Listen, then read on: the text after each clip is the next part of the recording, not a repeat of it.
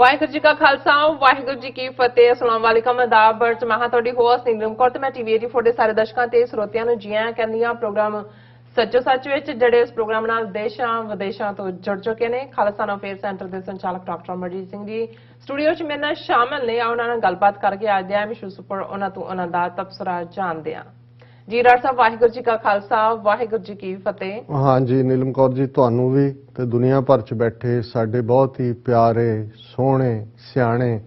TV 84 ਦੇ viewers ਨੂੰ ਵੀ ਵਾਹਿਗੁਰੂ ਜੀ ਕਾ ਖਾਲਸਾ ਵਾਹਿਗੁਰੂ ਜੀ ਕੀ ਫਤਿਹ ਤੇ ਸਾਡੇ ਬਹੁਤ ਹੀ ਪਿਆਰੇ ਮੁਸਲਮਾਨ ਭੈਣਾਂ ਭਰਾਵਾਂ ਨੂੰ अस्सलाम वालेकुम। जी डॉक्टर साहब जी आया प्रोग्राम सचो सच विच बहुत शुक्रिया जी डॉक्टर साहब। अज 21 फरवरी 2022 10 पगन नानकशाही संमत 553 दा दिन है। तो डॉक्टर साहब प्रोग्राम शुरू करने तो पहला ਅਸੀਂ ਆਪਣੇ ਦਰਸ਼ਕਾਂ ਤੇ ਸਰੋਤਿਆਂ ਨੂੰ ਹਮੇਸ਼ਾ ਤਰ੍ਹਾਂ ਦੱਸੀ ਵਿਊਅਰਸ ਜੇ ਤੁਸੀਂ ਹੱਕ ਤੇ ਸੱਚ ਇਨਸਾਫ ਤੇ ਪਿਆਰਾ ਦਿੰਦਾ ਇੱਕੋ ਇੱਕ ਚੈਨਲ ਟੀਵੀ 84 ਨੂੰ ਦੇਖਣਾ ਚਾਹੁੰਦੇ ਹੋ ਤਾਂ ਤੁਸੀਂ ਦੇਖ ਸਕਦੇ ਹੋ ਸਪੈਕਟਰਮ ਕੇਬਲ, ਆਰਜੀਨ ਕੇਬਲ, ਬੈਲਫਾਰਮ cable Canada, roku, Jadoo box, ਸ਼ਾਵਾ, ਫੇਸਬੁੱਕ ਟੀਵੀ 84 ਦੀ ਐਪ ਰਾਹੀਂ online streaming and IP box ਤੇ ਤੁਸੀਂ ਟੀਵੀ 84 ਨੂੰ ਦੇਖ ਸਕਦੇ ਹੋ। ਵਿਊਅਰਸ ਜੇ ਤੁਸੀਂ ਟੀਵੀ 84 ਨਾਲ ਜਾਂ ਪ੍ਰੋਗਰਾਮ ਸੱਚੋ ਸੱਚ ਨਾਲ ਫੇਸਬੁੱਕ ਰਾਹੀਂ ਜੁੜੇ ਹੋ ਤਾਂ ਇਸ ਨੂੰ ਵੱਧ ਤੋਂ ਵੱਧ ਲਾਈਕ ਕਰੋ ਤੇ ਸ਼ੇਅਰ ਕਰੋ ਅਤੇ ਨਾਲ ਹੀ YouTube ਤੇ ਸਬਸਕ੍ਰਾਈਬ ਵੀ ਕਰੋ। ਇਹ ਵੀ ਦੱਸ ਦਿਓ ਕਿ ਤੁਸੀਂ ਟੀਵੀ 84 ਦੀ ਐਪ ਨੂੰ ਐਂਡਰੋਇਡ ਐਂਡ ਐਪ ਸਟੋਰ ਤੇ ਡਾਊਨਲੋਡ ਕਰਕੇ ਜੋ ਟੀਵੀ 84 ਦੀ ਲਾਈਵ ਸਟ੍ਰੀਮ ਹੈ ਇਸ ਨੂੰ ਤੁਸੀਂ 24 ਆਵਰਸ ਦੇਖ ਸਕਦੇ ਹੋ। ਵਿਊਅਰਸ ਹੁਣ ਅਸੀਂ ਆਪਣੇ ਪ੍ਰੋਗਰਾਮ ਦੀ ਸ਼ੁਰੂਆਤ ਕਰਨ ਜਾ ਰਹੇ ਹਾਂ। ਇਸ ਵੀਕ ਦਾ ਪਹਿਲਾ ਪ੍ਰੋਗਰਾਮ ਕਰਨ ਜਾ ਰਹੇ ਹਾਂ। ਪਹਿਲਾਂ ਤੁਹਾਡੇ ਤੋਂ ਆਪਾਂ ਮਾਫੀ ਚਾਹੁੰਦੇ ਹਾਂ ਕਿ ਟੈਕਨੀਕਲੀ ਪ੍ਰੋਬਲਮ ਕਰਕੇ ਅਸੀਂ ਆਪਣਾ ਜਿਹੜਾ ਸ਼ੋਅ ਹੈ ਉਹ ਲੇਟ ਸ਼ੁਰੂ ਕਰ ਰਹੇ ਹਾਂ। ਸੋ ਵਿਊਅਰਸ ਪ੍ਰੋਗਰਾਮ ਦੇ ਵਿੱਚ ਆਪਾਂ ਡਿਸਕਸ ਕਰਾਂਗੇ ਵੀਕਐਂਡ ਦੇ ਹਵਾਲੇ ਨਾਲ ਔਰ ਕਰੰਟ ਜਿਹੜੇ ਇਸ਼ੂ ਨੇ ਉਸ ਦੇ ਹਵਾਲੇ ਨਾਲ। ਔਰ ਜੋ ਅੱਜ ਦੇ ਪ੍ਰੋਗਰਾਮ ਸੱਚੋ ਸੱਚ ਨੂੰ ਸਪਾਂਸਰ ਕੀਤਾ ਗਿਆ ਉਹਨਾਂ ਬਾਰੇ ਆਪਾਂ ਤੁਹਾਨੂੰ ਦੱਸ ਦਈਏ ਕਿ ਅੱਜ ਦੇ ਪ੍ਰੋਗਰਾਮ ਸੱਚੋ ਸੱਚ ਨੂੰ ਸਪਾਂਸਰ ਕੀਤਾ ਗਿਆ ਹੈ ਵਰਜੀਨੀਆ ਤੋਂ ਡਾਕਟਰ ਰਵਿੰਦਰਪਾਲ ਸਿੰਘ ਜੀ ਵੱਲੋਂ। ਸੋ ਇਹਨਾਂ ਨੇ ਸੁਨੇਹਾ ਦਿੱਤਾ ਹੈ ਕਿ ਅੱਜ ਨੌਜਵਾਨੀ ਵਿੱਚ ਜਿਹੜਾ ਉਭਾਰ ਹੈ ਉਹ ਦੇਖਣ ਨੂੰ ਮਿਲ ਰਿਹਾ ਹੈ ਪਰ ਇਸ ਨੂੰ ਦਿਸ਼ਾ ਦੇਣ ਲਈ ਸਾਡੀ ਇੰਸਟੀਟਿਊਸ਼ਨ ਦੀ ਜਿਹੜੀ ਬਹੁਤ ਘਾਟ ਮਹਿਸੂਸ ਹੋ ਰਹੀ ਹੈ ਔਰ ਸਾਡਾ ਜ਼ਿਆਦਾ ਜਿਹੜਾ ਧਿਆਨ ਹੈ ਤੇ ਸਮਾਂ ਇੱਕ ਦੂਜੇ ਦੀ ਵਿਰੋਧਤਾ ਕਰਨ ਅਤੇ ਖੁਸ਼ੀਆਂ ਗੱਲਾਂ ਵੱਲ ਹੀ ਲੰਘ ਜਾਂਦਾ। ਸੋ ਅਸੀਂ ਸਾਡੇ ਅਦਾਰਿਆਂ ਨੂੰ ਮਜ਼ਬੂਤ ਕਰੀਏ ਅਤੇ ਡਿਬੇਟ ਕਰਨਾ ਸਿੱਖੀਏ। ਜੇ ਕਿਸੇ ਨਾਲ ਸਾਡੇ ਵਿਚਾਰ ਨਹੀਂ ਮਿਲਦੇ ਤਾਂ ਵੀ ਉਹਨਾਂ ਨਾਲ ਪੰਥਕ ਸਾਂਝ ਬਣਾ ਕੇ ਰੱਖੀਏ। ਸੋ ਇੱਕ ਦੂਜੇ ਦਾ ਸਾਥ ਦਈਏ, ਕੌਮੀ ਕਾਰਜਾਂ ਨੂੰ ਮਜ਼ਬੂਤ ਕਰੀਏ ਤਾਂ ਜੋ ਨੌਜਵਾਨ ਪੀੜ੍ਹੀ ਨੂੰ ਇਸ ਪਾਸੇ ਤੋਰਿਆ ਜਾ ਸਕੇ ਔਰ ਕਿਸੇ ਵੱਲ ਉਂਗਲ ਚੱਕਣ ਤੋਂ ਪਹਿਲਾਂ ਸਾਨੂੰ ਆਪਣਾ ਅੰਦਰ ਘੋਖਣ ਦੀ ਲੋੜ ਵੱਧ ਹੈ। ਸੋ ਇਸ ਅੱਜ ਦੀ ਸਪਾਂਸਰਸ਼ਿਪ ਲਈ ਅਸੀਂ ਡਾਕਟਰ ਰਵਿੰਦਰਪਾਲ ਸਿੰਘ ਹੋਰਾਂ ਦਾ ਤਹਿ ਦਿਲ ਤੋਂ ਸ਼ੁਕਰੀਆ ਅਦਾ ਕਰਦੇ ਹਾਂ ਔਰ ਤੁਹਾਨੂੰ ਵੀ ਅਪੀਲ ਤੇ ਬੇਨਤੀ ਕਰਦੇ ਹਾਂ ਕਿ ਤੁਸੀਂ ਵੀ ਪ੍ਰੋਗਰਾਮ ਵੱਧ ਤੋਂ ਵੱਧ ਜਿਹੜਾ ਸੱਚੋ ਸੱਚ ਪ੍ਰੋਗਰਾਮ ਹੈ ਇਸ ਨੂੰ ਸਪਾਂਸਰ ਕਰੋ। ਸਪਾਂਸਰਸ਼ਿਪ ਲਈ ਤੁਸੀਂ ਸਾਨੂੰ ਕਾਲ ਕਰ ਸਕਦੇ ਹੋ ਸਾਡੇ ਫੋਨ ਨੰਬਰ ਤੇ 5166191984 ਸੇਮ ਨੰਬਰ ਤੇ WhatsApp ਕਰ ਸਕਦੇ ਹੋ। ਤੁਸੀਂ ਸਾਨੂੰ ਈਮੇਲ ਵੀ ਕਰ ਸਕਦੇ ਹੋ info@pd4.tv ਤੇ। ਸੋ ਵਿਊਅਰਸ ਪਹਿਲੇ ਸੈਗਮੈਂਟ ਦੇ ਵਿੱਚ ਆਪਾਂ ਵੀਕਐਂਡ ਦੇ ਹਵਾਲੇ ਨਾਲ ਗੱਲਬਾਤ ਕਰਾਂਗੇ ਔਰ ਨਾਲ ਹੀ ਦੁਨੀਆ ਭਰ ਦੇ ਵਿੱਚ ਸਿੱਖ ਕੌਮ ਨੂੰ ਜਿਹੜੇ ਅੱਡ-ਅੱਡ ਜਿਹੜੇ ਸਿੱਖ ਕੌਮ ਵੱਲੋਂ ਅੱਡ-ਅੱਡ ਤਰੀਕਿਆਂ ਨਾਲ ਸਿੱਖ ਨੌਜਵਾਨੀ ਦੇ ਨਾਇਕ ਬਣ ਚੁੱਕੇ ਦੀਪ ਸਿੱਧੂ ਨੂੰ ਜਿਹੜੀਆਂ ਸ਼ਰਧਾਂਜਲੀਆਂ ਦਾ ਸਿਲਸਿਲਾ ਅਜੇ ਵੀ ਜਾਰੀ ਹੈ। ਸੋ ਇਸ ਦੇ ਨਾਲ ਆਪਾਂ ਟੋਰਾਂਟੋ ਕੈਨੇਡਾ ਤੋਂ ਖਾਲਿਸਤਾਨੀ ਸੰਘਰਸ਼ ਦੀ ਬੁਲੰਦ ਆਵਾਜ਼ ਸਰਦਾਰ ਸੁਖਮਿੰਦਰ ਸਿੰਘ ਹੰਸਰਾ ਦਾ ਅਕਾਲ ਚਲਾਣਾ ਵੀ ਡਾਇਸਪੋਰਾ ਸਿੱਖਾਂ ਲਈ ਇੱਕ ਬਹੁਤ ਵੱਡਾ ਘਾਟਾ ਹੈ। ਇਸ ਬਾਰੇ ਗੱਲਬਾਤ ਕਰਾਂਗੇ ਔਰ ਪੰਜਾਬ ਵਿੱਚ ਜਿਹੜੀਆਂ ਵੋਟਾਂ ਪਈਆਂ ਨੇ ਉਸ ਬਾਰੇ ਆਪਾਂ ਗੱਲਬਾਤ ਕਰਾਂਗੇ ਔਰ ਨਾਲ ਦੇ ਨਾਲ ਕਰਨਾਟਕਾ ਵਿੱਚ ਹਿਜਾਬ ਦਾ ਜਿਹੜਾ ਤੂਲ ਫੜ ਰਹੇ ਮਸਲੇ ਸੰਬੰਧੀ ਜਿਹੜਾ ਗੱਲਬਾਤ ਵੀ ਆਪਾਂ ਕਰਨ ਜਾ ਰਹੇ ਹਾਂ। ਸੋ ਅਸੀਂ ਚਾਹਾਂਗੇ ਕਿ ਤੁਸੀਂ ਇਸੇ ਤਰ੍ਹਾਂ ਬਣੇ ਰਹਿਣਾ ਦੇਖਣ ਸੁਣ ਲਈ। ਤੁਹਾਡਾ ਸਭ ਦਾ ਬਹੁਤ ਬਹੁਤ ਸ਼ੁਕਰੀਆ ਜੀ। ਡਾਕਟਰ ਸਾਹਿਬ ਕੀ ਵਿਚਾਰਾਂ ਨੇ ਇਹਨਾਂ ਸਭ ਬਾਰੇ? ਦੇਖੋ ਸਭ ਤੋਂ ਪਹਿਲਾਂ ਤਾਂ ਅਸੀਂ ਅੱਜ ਦੇ ਪ੍ਰੋਗਰਾਮ ਨੂੰ ਸਪਾਂਸਰ ਕਰਨ ਲਈ ਡਾਕਟਰ ਰਵਿੰਦਰਪਾਲ ਸਿੰਘ ਵਰਜੀਨੀਆ ਉਹਨਾਂ ਦਾ ਸ਼ੁਕਰੀਆ ਅਦਾ ਕਰਦੇ ਹਾਂ ਜੀ। ਇਹ ਬੜਾ ਪ੍ਰੋਮਿਸਿੰਗ ਨੌਜਵਾਨ ਮੈਂ ਬਚਪਨ ਤੋਂ ਗਰੋ ਹੁੰਦੇ ਵੀ ਦੇਖਿਆ ਔਰ ਸਾਈਕਾਇਟਰਿਸਟ ਹੈ, खुद गुरबाणी कीर्तन नाल जुड़िया होया है और बहुत ही प्लेजेंट शख्सियत समूचा परिवार और साडे नाल निजी परिवारक संबंध भी ने पर मैं ये भी देखदा कि नैक्सट जनरेशन दे विच जिन्हां बच्चियां दे विच ये उत्साह हुंदा है कि कौम लई कुछ करिए और ज़ाहिर है जनरेशन गैप तो बाद जिहड़ी सैकंड जनरेशन है उहदे नाल ਉਸੇ ਜਨਰੇਸ਼ਨ ਦੇ ਜਿਹੜੇ ਨੇ ਉਹ ਟਾਈ ਅਪ ਹੁੰਦੇ ਨੇ ਜਾਂ ਉਹ ਉਹਨਾਂ ਦੇ ਨਾਲ ਮੋਰ ਕੰਫਰਟੇਬਲ ਹੁੰਦੇ ਨੇ। ਸੋ ਇਸ ਪੱਖ ਤੋਂ ਵੀ ਡਾਕਟਰ ਰਵਿੰਦਰਪਾਲ ਸਿੰਘ ਐਫਰਟ ਕਰ ਰਹੇ ਨੇ ਕਿ ਕਿਵੇਂ ਜਿਹੜਾ ਇੱਕ ਖਲਾ ਹੈ ਇਹਦੇ 'ਚ ਵੀ ਕੋਈ ਸ਼ੱਕ ਨਹੀਂ ਹੈ ਜਿਵੇਂ ਉਹਨਾਂ ਦਾ ਮੈਸੇਜ ਹੈ ਕਿ ਅਸੀਂ ਬਹੁਤ ਵਾਰ ਜਿਹੜੀ ਵਿਚਾਰਾਂ ਦੀ ਵਿਰੋਧਤਾ ਹੁੰਦੀ ਹੈ ਕਿਤੇ ਵੀ ਮੀਟਿੰਗ ਹੋਏ ਕੋਈ ਆਪਣੇ ਡਿਫਰੈਂਟ ਵਿਊ ਦੇ ਤਾਂ ਉਹਨੂੰ ਅਸੀਂ ਨਿੱਜੀ ਵਿਰੋਧਤਾ ਬਣਾ ਲੈਂਦੇ। ਸਾਡੇ 'ਚ ਗੱਲ ਸੁਣਨ ਦਾ ਕਿਸੇ ਦੀ ਮਾਦਾ ਹੀ ਨਹੀਂ ਹੈ। ਹਾਲਾਂ ਜਦੋਂ ਅਸੀਂ ਗੁਰੂ ਨਾਨਕ ਸਾਹਿਬ ਦਾ ਇਹ ਫਰਮਾਨ ਦੇਖਦੇ ਹਾਂ कि जब लग दुनिया रही है नानक किछ सुणीए किछ कहीए, कि कहण तो पहला सुणन दा मादा होना चाहिए। नो मैटर किसी दे विचार साडे नाल ना भी रलदे होण, पर बहुत वार मैं तो अपने 35-40 साल के पंथक जीवन दे विच देखिया कि बहुत वार साडियां मीटिंग्स शोर शराबे शाउटिंग और बिला वजह कई बार उहदे च कोई रीजन नहीं हुंदा, किते ना किते वो ईगो लाइन जिहड़ी है। सो ज़ाहिर है भी असीं नैक्सट जनरेशन नूं अपने नाल नहीं जोड़ पाए, क्योंकि वो एक डिफरेंट इत्थों दे कल्चर च एक डिफरेंट इत्थे तां थॉट क्वेश्चन बेसिक ट्रेनिंग ही ये है। अमेरिका तुहाडे बच्चे छोटे छोटे बच्चे जिहड़े ने वो तुसीं उन्हां नूं कोई गल कहोगे भी वो तुहाडे ते पलटवार करके दूसरा सवाल करनगे, ते साडे उत्थों वाले दूजा सवाल ते वो पहले तो बाप ही ये कहंदे सी कि प्यो तू है कि मैं। सो ज़ाहिर है भी ये सानू अपनी नैक्सट जनरेशन चों ही जिहड़ा है वो इस किस्म दे जिवें डॉक्टर रवि ने उत्साहित जिहड़े कर सकते हैं नौजवानों नूं, और असीं उन्हां दा शुक्रिया अदा करते हैं। अज दे इस सैगमेंट की समा सीमा भी है, और लेकिन एक्टिविटीज़ भी इन्नियां वीकेंड के हवाले नाल जिवें तुसीं दस्सिआ कि एक पासे तां अजे भी असीं दीप सिद्धू जिन्हां दी याद दे विच अंतम अरदास तां 24 तरीक नूं गुरुद्वारा फतेहगढ़ साहब पटियाला च होनी है, पर ये समुचा वीकेंड कोई ऐसा दुनिया का नुक्कर किनारा खूंजा नहीं होएगा जिथे कि दीप सिद्धू नूं याद ना किया गया हो। कैंडल लाइट विजल ने, प्रोटेस्ट ने, रैलीज ने, गुरुद्वारियां दे विच समागम ने, उस और सोशल मीडिया के उत्ते लगातार कोई भी टॉपिक ऐसा ट्रेंड नहीं कदे किया पिछले पीरियड च इन्ने दिन लगातारता नाल जिवें दीप सिद्धू की याद नूं समर्पित, और इहदे च एक नवा उत्साह भी है। और ज़ाहिर है बाकी तां पंजाब दे विच वोटां जिहड़ियां ने वो बक्सियां च बंद हो गईयां ने, और एक अंदाजे मुताबक 70% के करीब वोटां पईयां ने कुल मिला के। हालांकि वोटां दे सिस्टम च कोई साडा यकीन भी नहीं है, ना ही असीं समझते हैं कि उत्थों दे करप्ट सिस्टम चों जिथे कि हर कोई लुट्टण ते लगा होया है उहदे चों कदे कुछ निकलेगा। और इस दे उत्ते भाई गजिंदर सिंह होरां ने अज ब्रीफ दल खालसा दे बानी ने उन्हां दी ब्रीफ लिखत भी है कि भाई भारतीय वोट तंत्र का खासा यह है कि इसका हिस्सा बनने वाले सिख नूं अपना धर्म बचा के रखना मुश्किल हो जाता। तुसीं देखदे हो भी जिहदा किसी च भी फेथ नहीं है वो हर थां दे उत्ते वो गुरुद्वारे मंदिर मसीत डेरियां च जाके उन्हां वर्गा स्वांग रच के दसदा है कि जी मैं तुहाडा बहुत जिहड़ा अपने धर्म दे विच ही पक्का नहीं है वो किसी का भी नहीं है, ये सिर्फ एक ढकवंज है वोटां लैण दे लई खरीदण दे लई। फिर जिवें भाई गजिंदर सिंह ने कहा कि उन्होंने वोटां खातर हर दर ते जाना पैंदा है, काली माई नूं काला कट्टा भी चढ़ाउणा पैंदा है। हुण क्योंकि अमरिंदर सिंह दी एक फोटो वायरल हुई है जिहदे च कि पंडित जी खड़े ने लैके थाली ते काला कट्टा जिहड़ा है जिन्हों हथ ला रहे हैं क्योंकि वह काला कट्टा उत्थे चढ़ाया जाना है, और शिवलिंग भी पूजना पैंदा है। हर डेरे ते हर छोटे वड्डे पीर दे भी जाना पैंदा है जिथों भी 4 वोटां दी आस होए, ते इन्हां सब दरां उत्ते जाण लई सिੱਖੀ ਤਾਂ बाहर ही छड्ड के जानी पैंदी है, इहदे तो कोई शक नहीं है।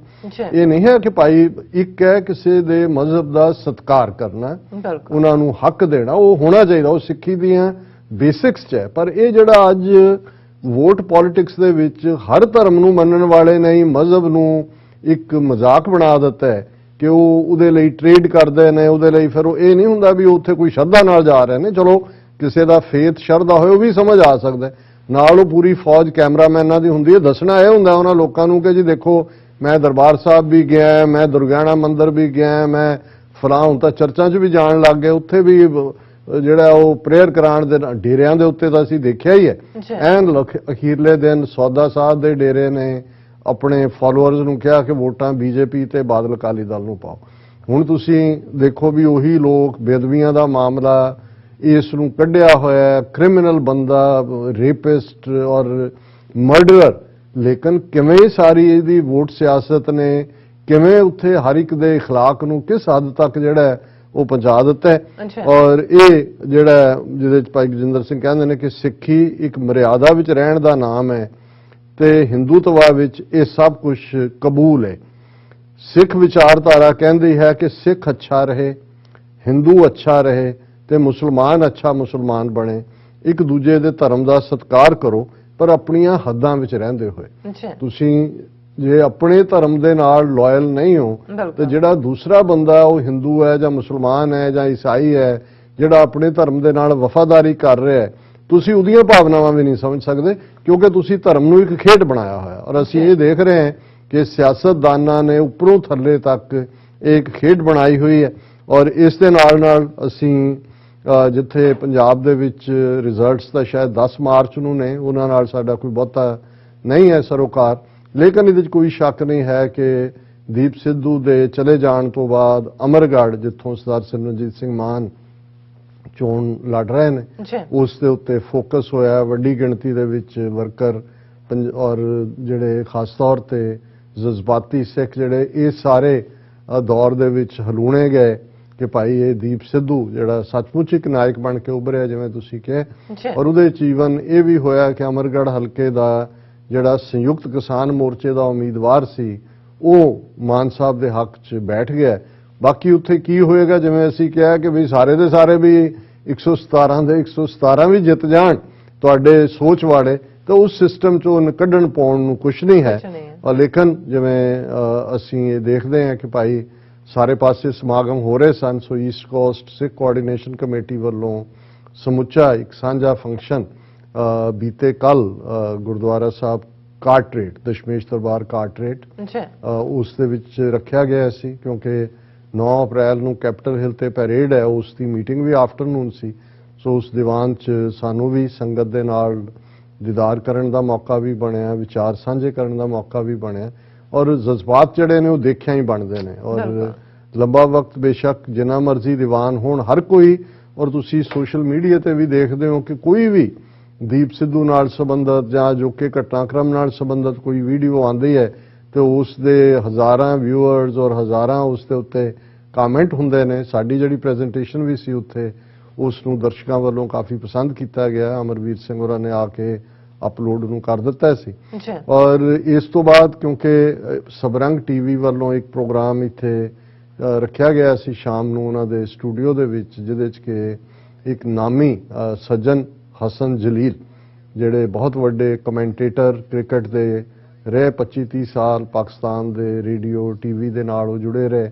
ਉਹਨਾਂ ਨੂੰ ਆਨਰ ਕੀਤਾ ਜਾਣਾ ਸੀ। ਸਾਡੇ ਨਾਲ ਵੀ ਉਹਨਾਂ ਦਾ ਜਿਹੜਾ ਉਹ ਸਬੰਧ ਥੋੜਾ ਜੁੜਿਆ। ਸੋ ਅਸੀਂ ਉਸ ਫੰਕਸ਼ਨ ਦੇ ਲਈ ਵਾਪਸ ਉੱਥੋਂ ਮੁੜੇ ਦਸ਼ਮੇਸ਼ ਦਰਬਾਰ ਤੋਂ, ਔਰ ਉਹ ਵੀ ਅਸੀਂ ਜਿਹੜਾ ਸਾਡੀ ਪ੍ਰੈਜੈਂਟੇਸ਼ਨ ਹੈ ਅਸੀਂ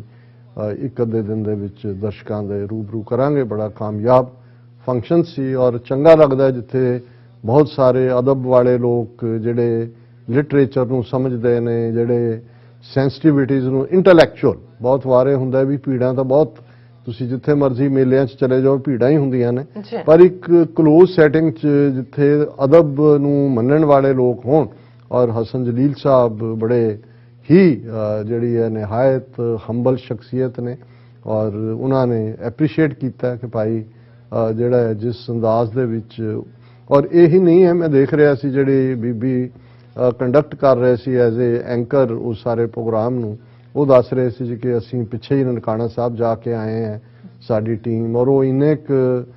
ਮੁਤਾਸਰ ਸੀ ਸਾਰੇ ਤੋਂ ਕਿ ਭਾਈ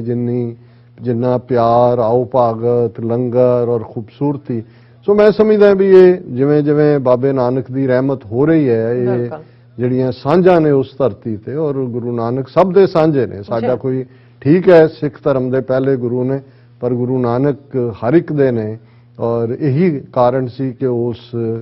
ਫੋਕਲੋਰ ਦੇ ਵਿੱਚ ਜਦੋਂ ਇਹ ਲਫ਼ਜ਼ ਆਏ ਕਿ ਬਾਬਾ ਨਾਨਕ ਸ਼ਾਹ ਫਕੀਰ,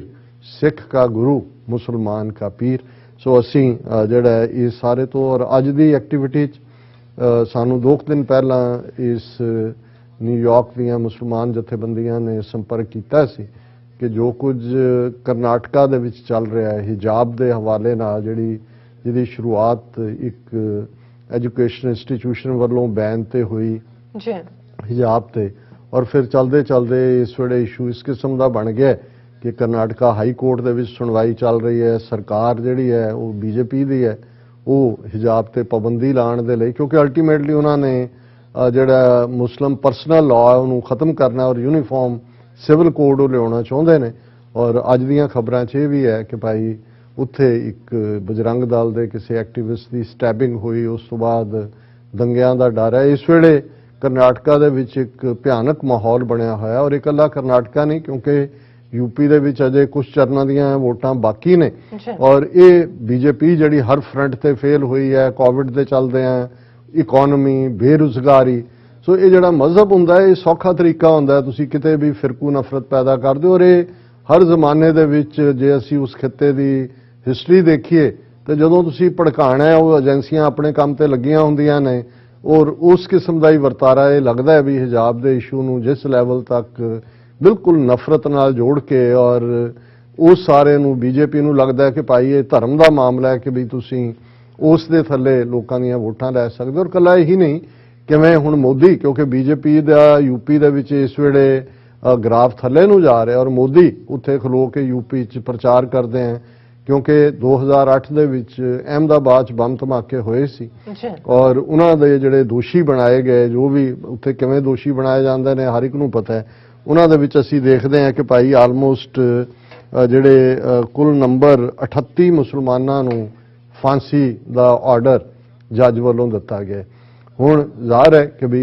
ਚਲੋ ਜੇ ਵਾਕਈ ਦੋਸ਼ੀ ਸੀ ਔਰ ਕੋਈ ਨਹੀਂ, ਪਰ ਹੁਣ ਤੁਸੀਂ ਜੇ ਦੂਸਰੇ ਪਾਸੇ ਦੇਖਦੇ ਹੋ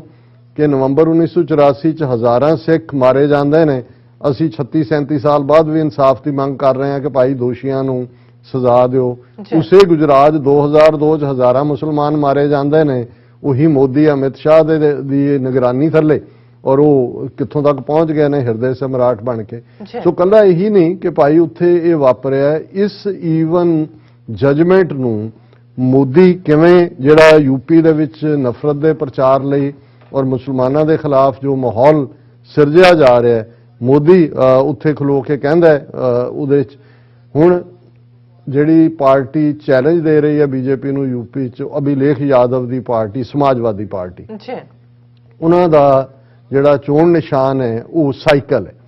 ਹੁਣ ਮੋਦੀ ਉੱਥੇ ਕਹਿੰਦਾ ਹੈ ਕਿ ਜੀ ਦੇਖੋ, ਇਸ ਸਾਈਕਲ ਦੇ ਉੱਤੇ ਹੀ ਬੰਬ ਰੱਖ ਕੇ ਜਿਹੜੇ 2008 ਦੇ ਵਿੱਚ ਬੰਬ ਧਮਾਕੇ ਹੋਏ ਅਹਿਮਦਾਬਾਦ ਦੇ ਵਿੱਚ, ਉਹ ਕੀਤੇ ਗਏ ਸੀ, ਔਰ ਦੇਖੋ ਇਹ ਸਾਈਕਲ ਵਾਲੇ ਹੀ ਨੇ। ਹੁਣ ਤੁਸੀਂ, ਔਰ ਇਹਦੇ ਤੇ ਲੋਕਾਂ ਜਾਇਆ ਵੀ ਸਾਈਕਲ ਤਾਂ ਇੱਕ ਆਮ ਵਿਚਾਰੇ ਗਰੀਬ ਆਦਮੀ ਦਾ ਵਹੀਕਲ ਹੈ,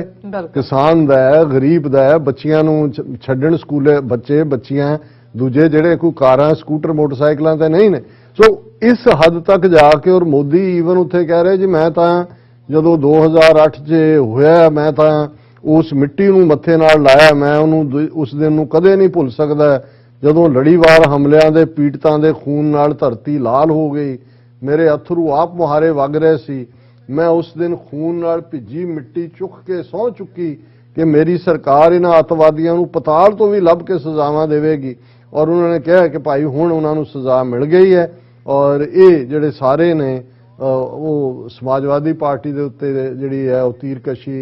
ਤੀਰ ਕੱਸ ਰਹੇ ਨੇ ਕਿ ਜੀ ਦੇਖੋ ਇਹ ਉਸ ਸਾਈਕਲ ਨਿਸ਼ਾਨ ਦੇ ਉੱਤੇ ਲੜ ਰਹੇ ਨੇ ਜਿਨ੍ਹਾਂ ਸਾਈਕਲਾਂ ਦੇ ਉੱਤੇ ਬੰਬ ਰੱਖ ਕੇ ਜਿਹੜਾ ਉਹ ਉਹਦੇ ਚ ਅਹਿਮਦਾਬਾਦ ਦੇ ਵਿੱਚ ਬੰਬ ਧਮਾਕੇ ਕੀਤੇ ਗਏ ਸੀ। ਸੋ ਹੁਣ ਇਹ ਮੁੱਦਾ ਕੱਲਾ ਮੁਸਲਮਾਨਾਂ ਦਾ ਇਸ਼ੂ ਨਹੀਂ ਹੈ, ਔਰ ਅਸੀਂ ਇਹ ਗੱਲ ਆਪਣੀ ਹਰ ਪ੍ਰੈਜੈਂਟੇਸ਼ਨ 'ਚ ਵੀ ਕਹਿੰਦੇ ਹਾਂ, ਔਰ ਅੱਜ ਇਸਲਾਮਿਕ ਆਰਗੇਨਾਈਜੇਸ਼ਨਸ ਵੱਲੋਂ ਯੂਨਾਈਟਿਡ ਨੇਸ਼ਨਸ ਦੇ ਬਾਹਰ, ਇੱਥੇ ਇੰਡੀਅਨ ਕੌਂਸੂਲੇਟ ਦੇ ਬਾਹਰ, ਨਾਟ ਯੂਨਾਈਟਿਡ ਨੇਸ਼ਨਸ, ਇੰਡੀਅਨ ਕੌਂਸੂਲੇਟ ਦੇ ਬਾਹਰ ਪ੍ਰੋਟੈਸਟ ਰੱਖਿਆ ਹੋਇਆ ਸੀ, ਔਰ ਅਸੀਂ ਉਸ ਦੇ ਵਿੱਚ ਸ਼ਮੂਲੀਅਤ ਕੀਤੀ। ਵੀਰ ਹਿੰਮਤ ਸਿੰਘ ਜਿਹੜੇ ਕੋਆਰਡੀਨੇਸ਼ਨ ਕਮੇਟੀ ਦੇ ਕੋਆਰਡੀਨੇਟਰ ਨੇ ਈਸਟ ਕੋਸਟ ਕਮੇਟੀ ਦੇ ਵਰਲਡ ਸਿੱਖ ਪਾਰਲੀਮੈਂਟ ਦੇ, ਉਹਨਾਂ ਨੇ ਵੀ ਐਡਰੈਸ ਕੀਤਾ, ਮੈਂ ਵੀ ਐਡਰੈਸ ਕੀਤਾ, ਔਰ ਉਹ ਵੀ ਅਸੀਂ, ਸਾਡੀ ਟੈਕਨੀਕਲ ਟੀਮ ਵੀ ਪਹੁੰਚੀ ਹੋਈ ਸੀ, ਉਹਨਾਂ ਨੂੰ ਕਵਰ ਕੀਤਾ। ਆਉਣ ਵਾਲੇ ਦਿਨਾਂ 'ਚ ਅਸੀਂ ਇਸ ਨੂੰ ਸਾਂਝਾ ਕਰਾਂਗੇ। ਇਸ ਸਾਰੇ ਦੇ ਚੱਲਦਿਆਂ ਅਸੀਂ ਜਿਹੜੀ ਦੁਖਦ ਘਟਨਾ, ਇੱਕ ਪਾਸੇ ਅਜੇ ਦੀਪ ਸਿੱਧੂ, ਉਹਨਾਂ ਦਾ ਵਿਛੋੜਾ ਔਰ ਉਹਦੇ ਇੰਪੈਕਟ ਉੱਥੋਂ ਦੀ ਧਰਤੀ ਤੇ ਹੀ ਨਹੀਂ ਕੁੱਲ ਦੁਨੀਆ 'ਚ ਮਹਿਸੂਸ ਕੀਤੇ ਜਾ ਰਹੇ ਨੇ।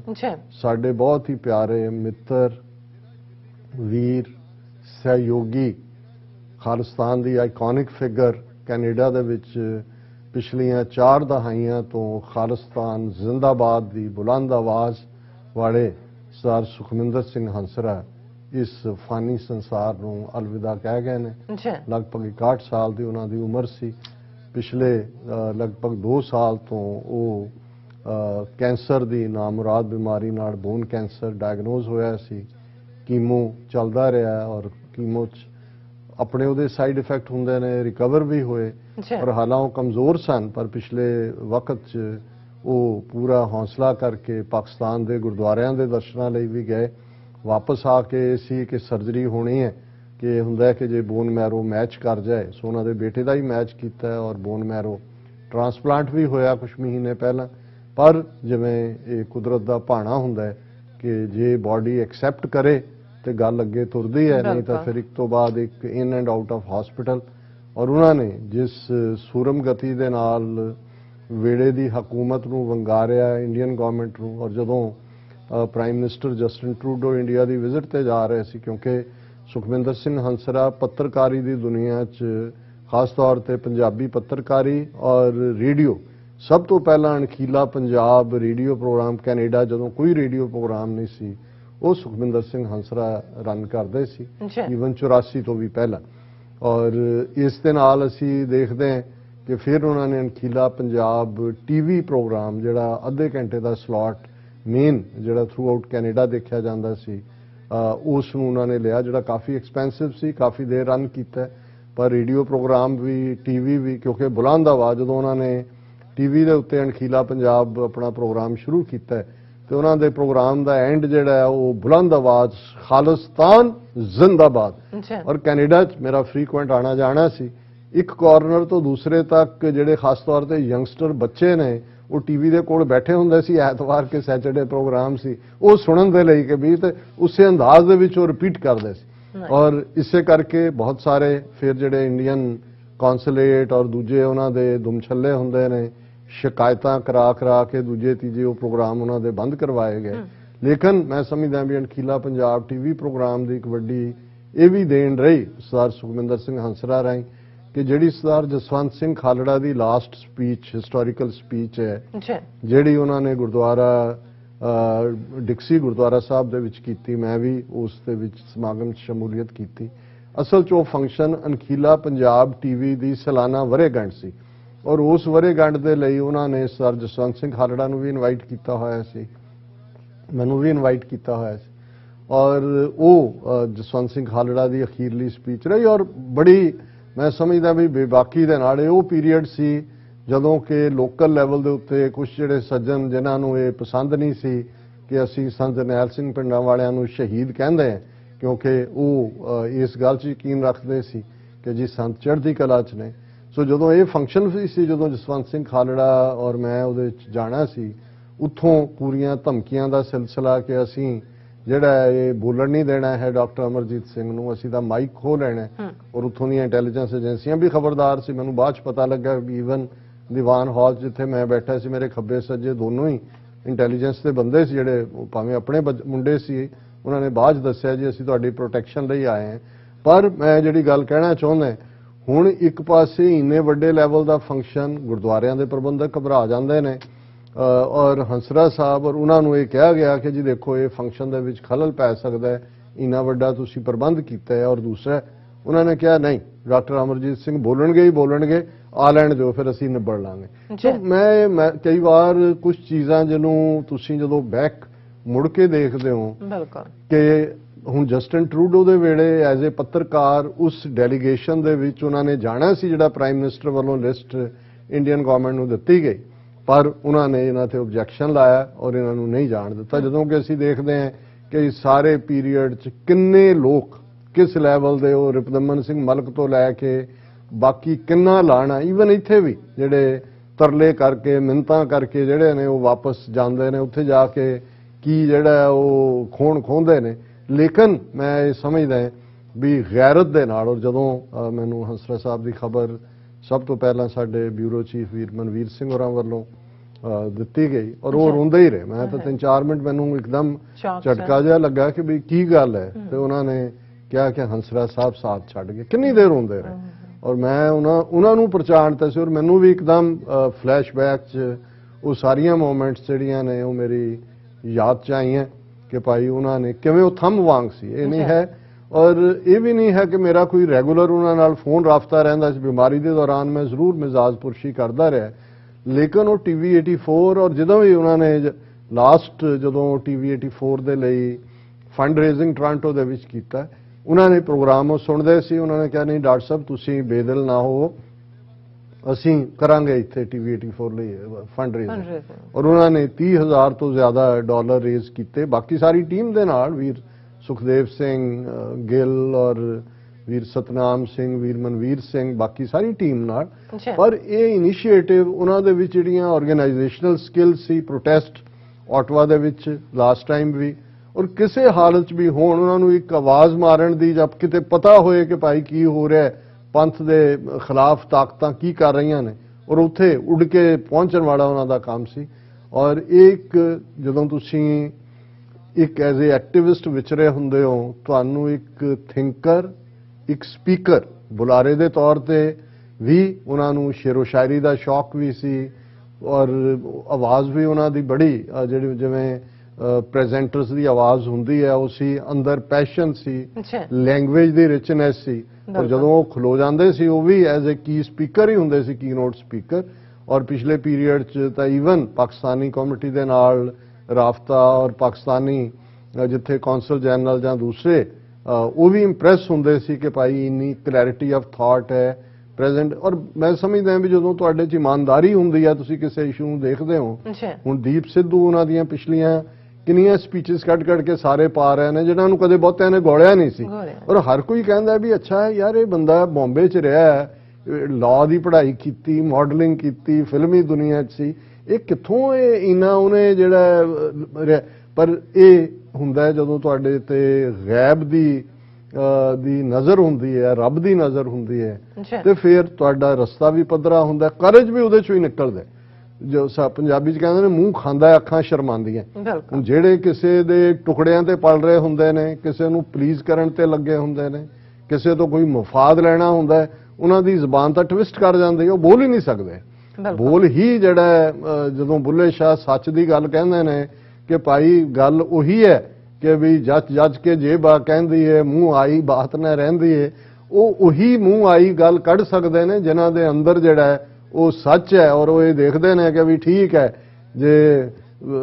ਭਾਂਬੜ ਵੀ ਮੱਚਦਾ ਸੱਚ ਬੋਲਿਆ ਤੇ ਕੋਈ ਗੱਲ ਨਹੀਂ ਹੈ, ਵੀ ਗੱਲ ਮੈਂ ਕਹਿ ਦੇਣੀ ਹੈ। ਔਰ ਬੜੇ ਬੇਬਾਕੀ ਦੇ ਨਾਲ, ਔਰ ਮੈਂ ਜਦੋਂ ਉਹਨਾਂ ਨੂੰ ਦਿੱਤੀਆਂ ਸ਼ਰਧਾਂਜਲੀਆਂ ਦੇਖ ਰਿਹਾ ਸੀ ਬਹੁਤ ਸਾਰੇ ਸੋਰਸਿਸ ਤੋਂ, ਪਰ ਮੈਂ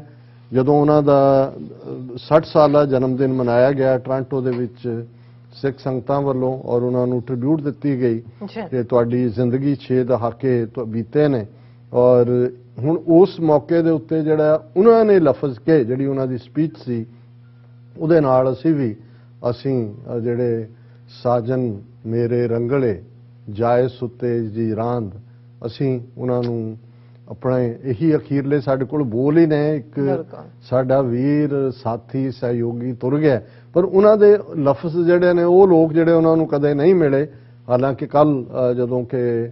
ਗੁਰਦੁਆਰਾ ਦਸ਼ਮੇਸ਼ ਦਰਬਾਰ ਕਾਰਟਰੇਟ ਸਾਰੇ ਗੁਰਦੁਆਰਿਆਂ ਦੇ ਨੁਮਾਇੰਦਿਆਂ ਦੀ ਮੀਟਿੰਗ ਸੀ, ਸ਼ੋਕ ਮਤਾ ਪਾਸ ਕਰਕੇ ਉਹਨਾਂ ਨੂੰ ਸ਼ਰਧਾਂਜਲੀ ਦਿੱਤੀ ਗਈ। ਬਹੁਤ ਸਾਰੇ ਸੋਸ਼ਲ ਮੀਡੀਆ ਤੇ ਉਹਨਾਂ ਦੇ ਕੰਮ ਦਾ ਜ਼ਿਕਰ ਹੋ ਰਿਹਾ, ਪਰ ਜਿਹੜੇ ਸਾਡੇ ਪਾਕਿਸਤਾਨੀ ਵੀਰ ਭੈਣਾਂ ਵੀ,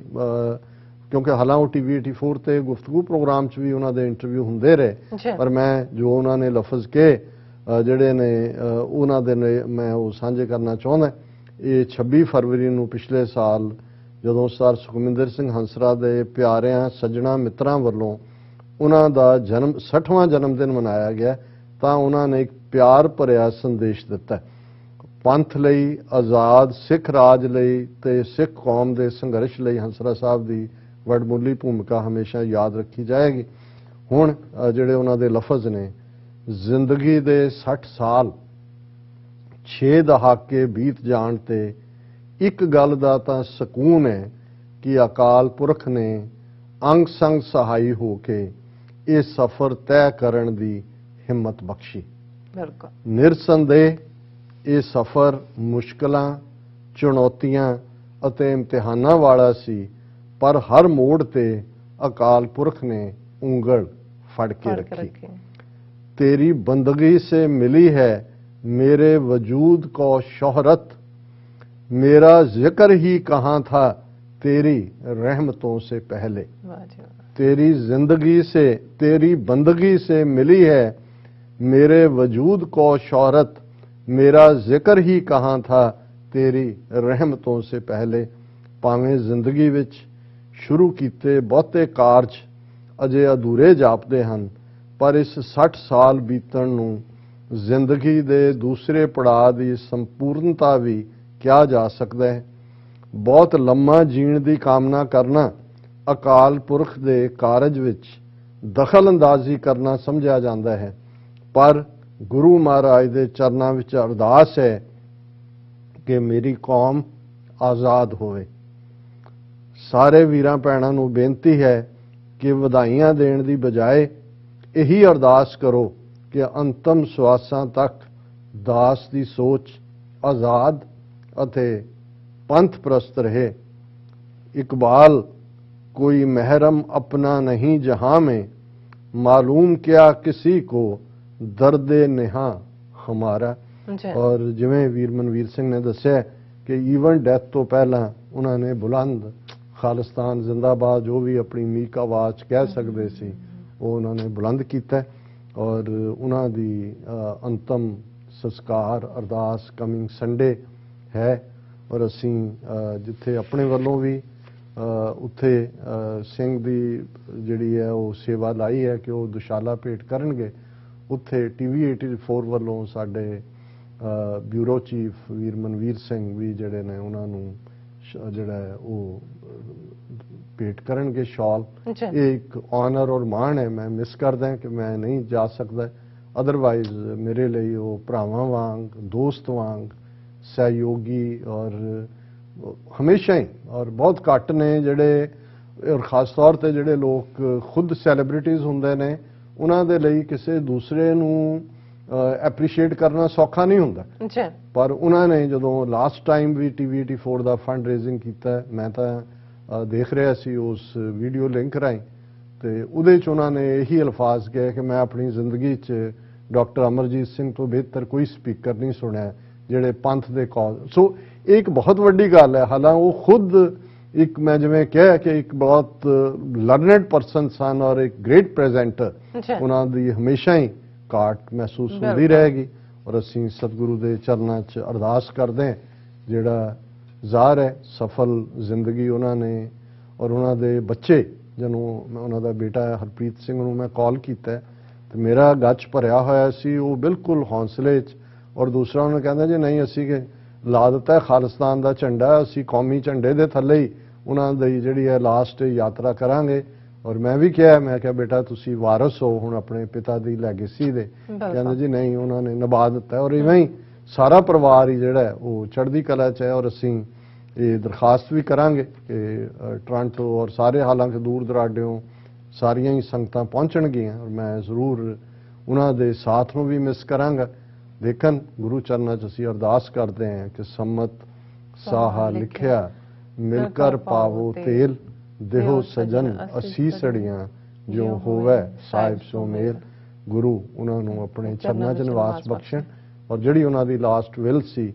कि कौम पंथ आज़ाद होए उस दे झंडा बरदार अगों उन्हां दे परिवार और उन्हां दे वैल विशर्स इवें ही खालिस्तान जिंदाबाद बुलंद करते रहे। जी राज साहब तुहाडा बहुत बहुत शुक्रिया। तुसीं अपने विचार साडे दर्शकों नाल सांझे कीते ने। सो इत्थे लैणे ब्रेक और ब्रेक ते जाण तों पहलां असीं अपने दर्शकों ते ਸਰੋਤਿਆਂ ਨੂੰ अपील ते बेनती करदे व्यूअर्स जिस तरह कि तुसीं जाणदे हो कि TV 84 एक पंथक चैनल है। TV 84 दी चढ़दी कला लई वध तों वध डोनेट करो। डोनेट करने साडी वैबसाइट tv84.tv ते जाके पेपल दी वरतों करके वन टाइम डोनेट कर सकदे हो, मंथली डोनेट भी कर सकदे हो। तुसीं TV 84 ਦੇ ਨਾਮ ਤੇ ਚੈੱਕ ਬਣਾ ਕੇ ਸਾਨੂੰ ਮੇਲ ਵੀ ਕਰ ਸਕਦੇ ਹੋ ਸਾਡੇ ਇਸ ਪਤੇ ਤੇ 36-01 37th Avenue Long Island City New York 11101 USA ਜਾਂ ਫਿਰ ਤੁਹਾਨੂੰ ਫੋਨ ਰਾਹੀਂ ਵੀ ਸੰਪਰਕ ਕਰ ਸਕਦੇ ਸਾਡੇ ਫੋਨ ਨੰਬਰ ਤੇ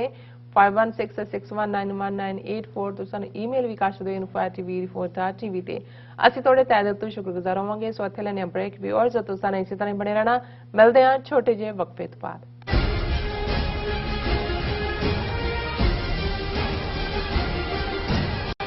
ਕੀ ਤੁਸੀਂ ਰੋਜ਼ਾਨਾ ਕੰਮ ਤੇ ਆਪਣਾ ਵਧੇਰੇ ਸਮਾਂ ਬਿਤਾਉਣ ਤੋਂ ਪਰੇਸ਼ਾਨ ਹੋ? ਆਪਣੀ ਪੂੰਜੀ ਨੂੰ ਕੰਮ ਤੇ ਲਗਾਓ, ਸਾਡੇ ਨਾਲ ਇਨਵੈਸਟ ਕਰੋ। ਅਸੀਂ ਤੁਹਾਡੀ ਪੂੰਜੀ ਤੋਂ ਤੁਹਾਡੇ ਲਈ ਵਧੇਰੇ ਪੈਸੇ ਬਣਾ ਸਕਦੇ ਹਾਂ। ਅਸੀਂ ਪ੍ਰਾਈਵੇਟ ਇਕੁਇਟੀ ਇਨਵੈਸਟਮੈਂਟ ਫਰਮ ਹਾਂ ਤੇ ਕਮਰਸ਼ੀਅਲ ਰੀਅਲ ਏਸਟੇਟ ਵਿੱਚ ਮਾਹਿਰ ਹਾਂ। ਪ੍ਰਾਪਰਟੀ ਮੈਨੇਜਮੈਂਟ, ਲੀਜ਼ਿੰਗ,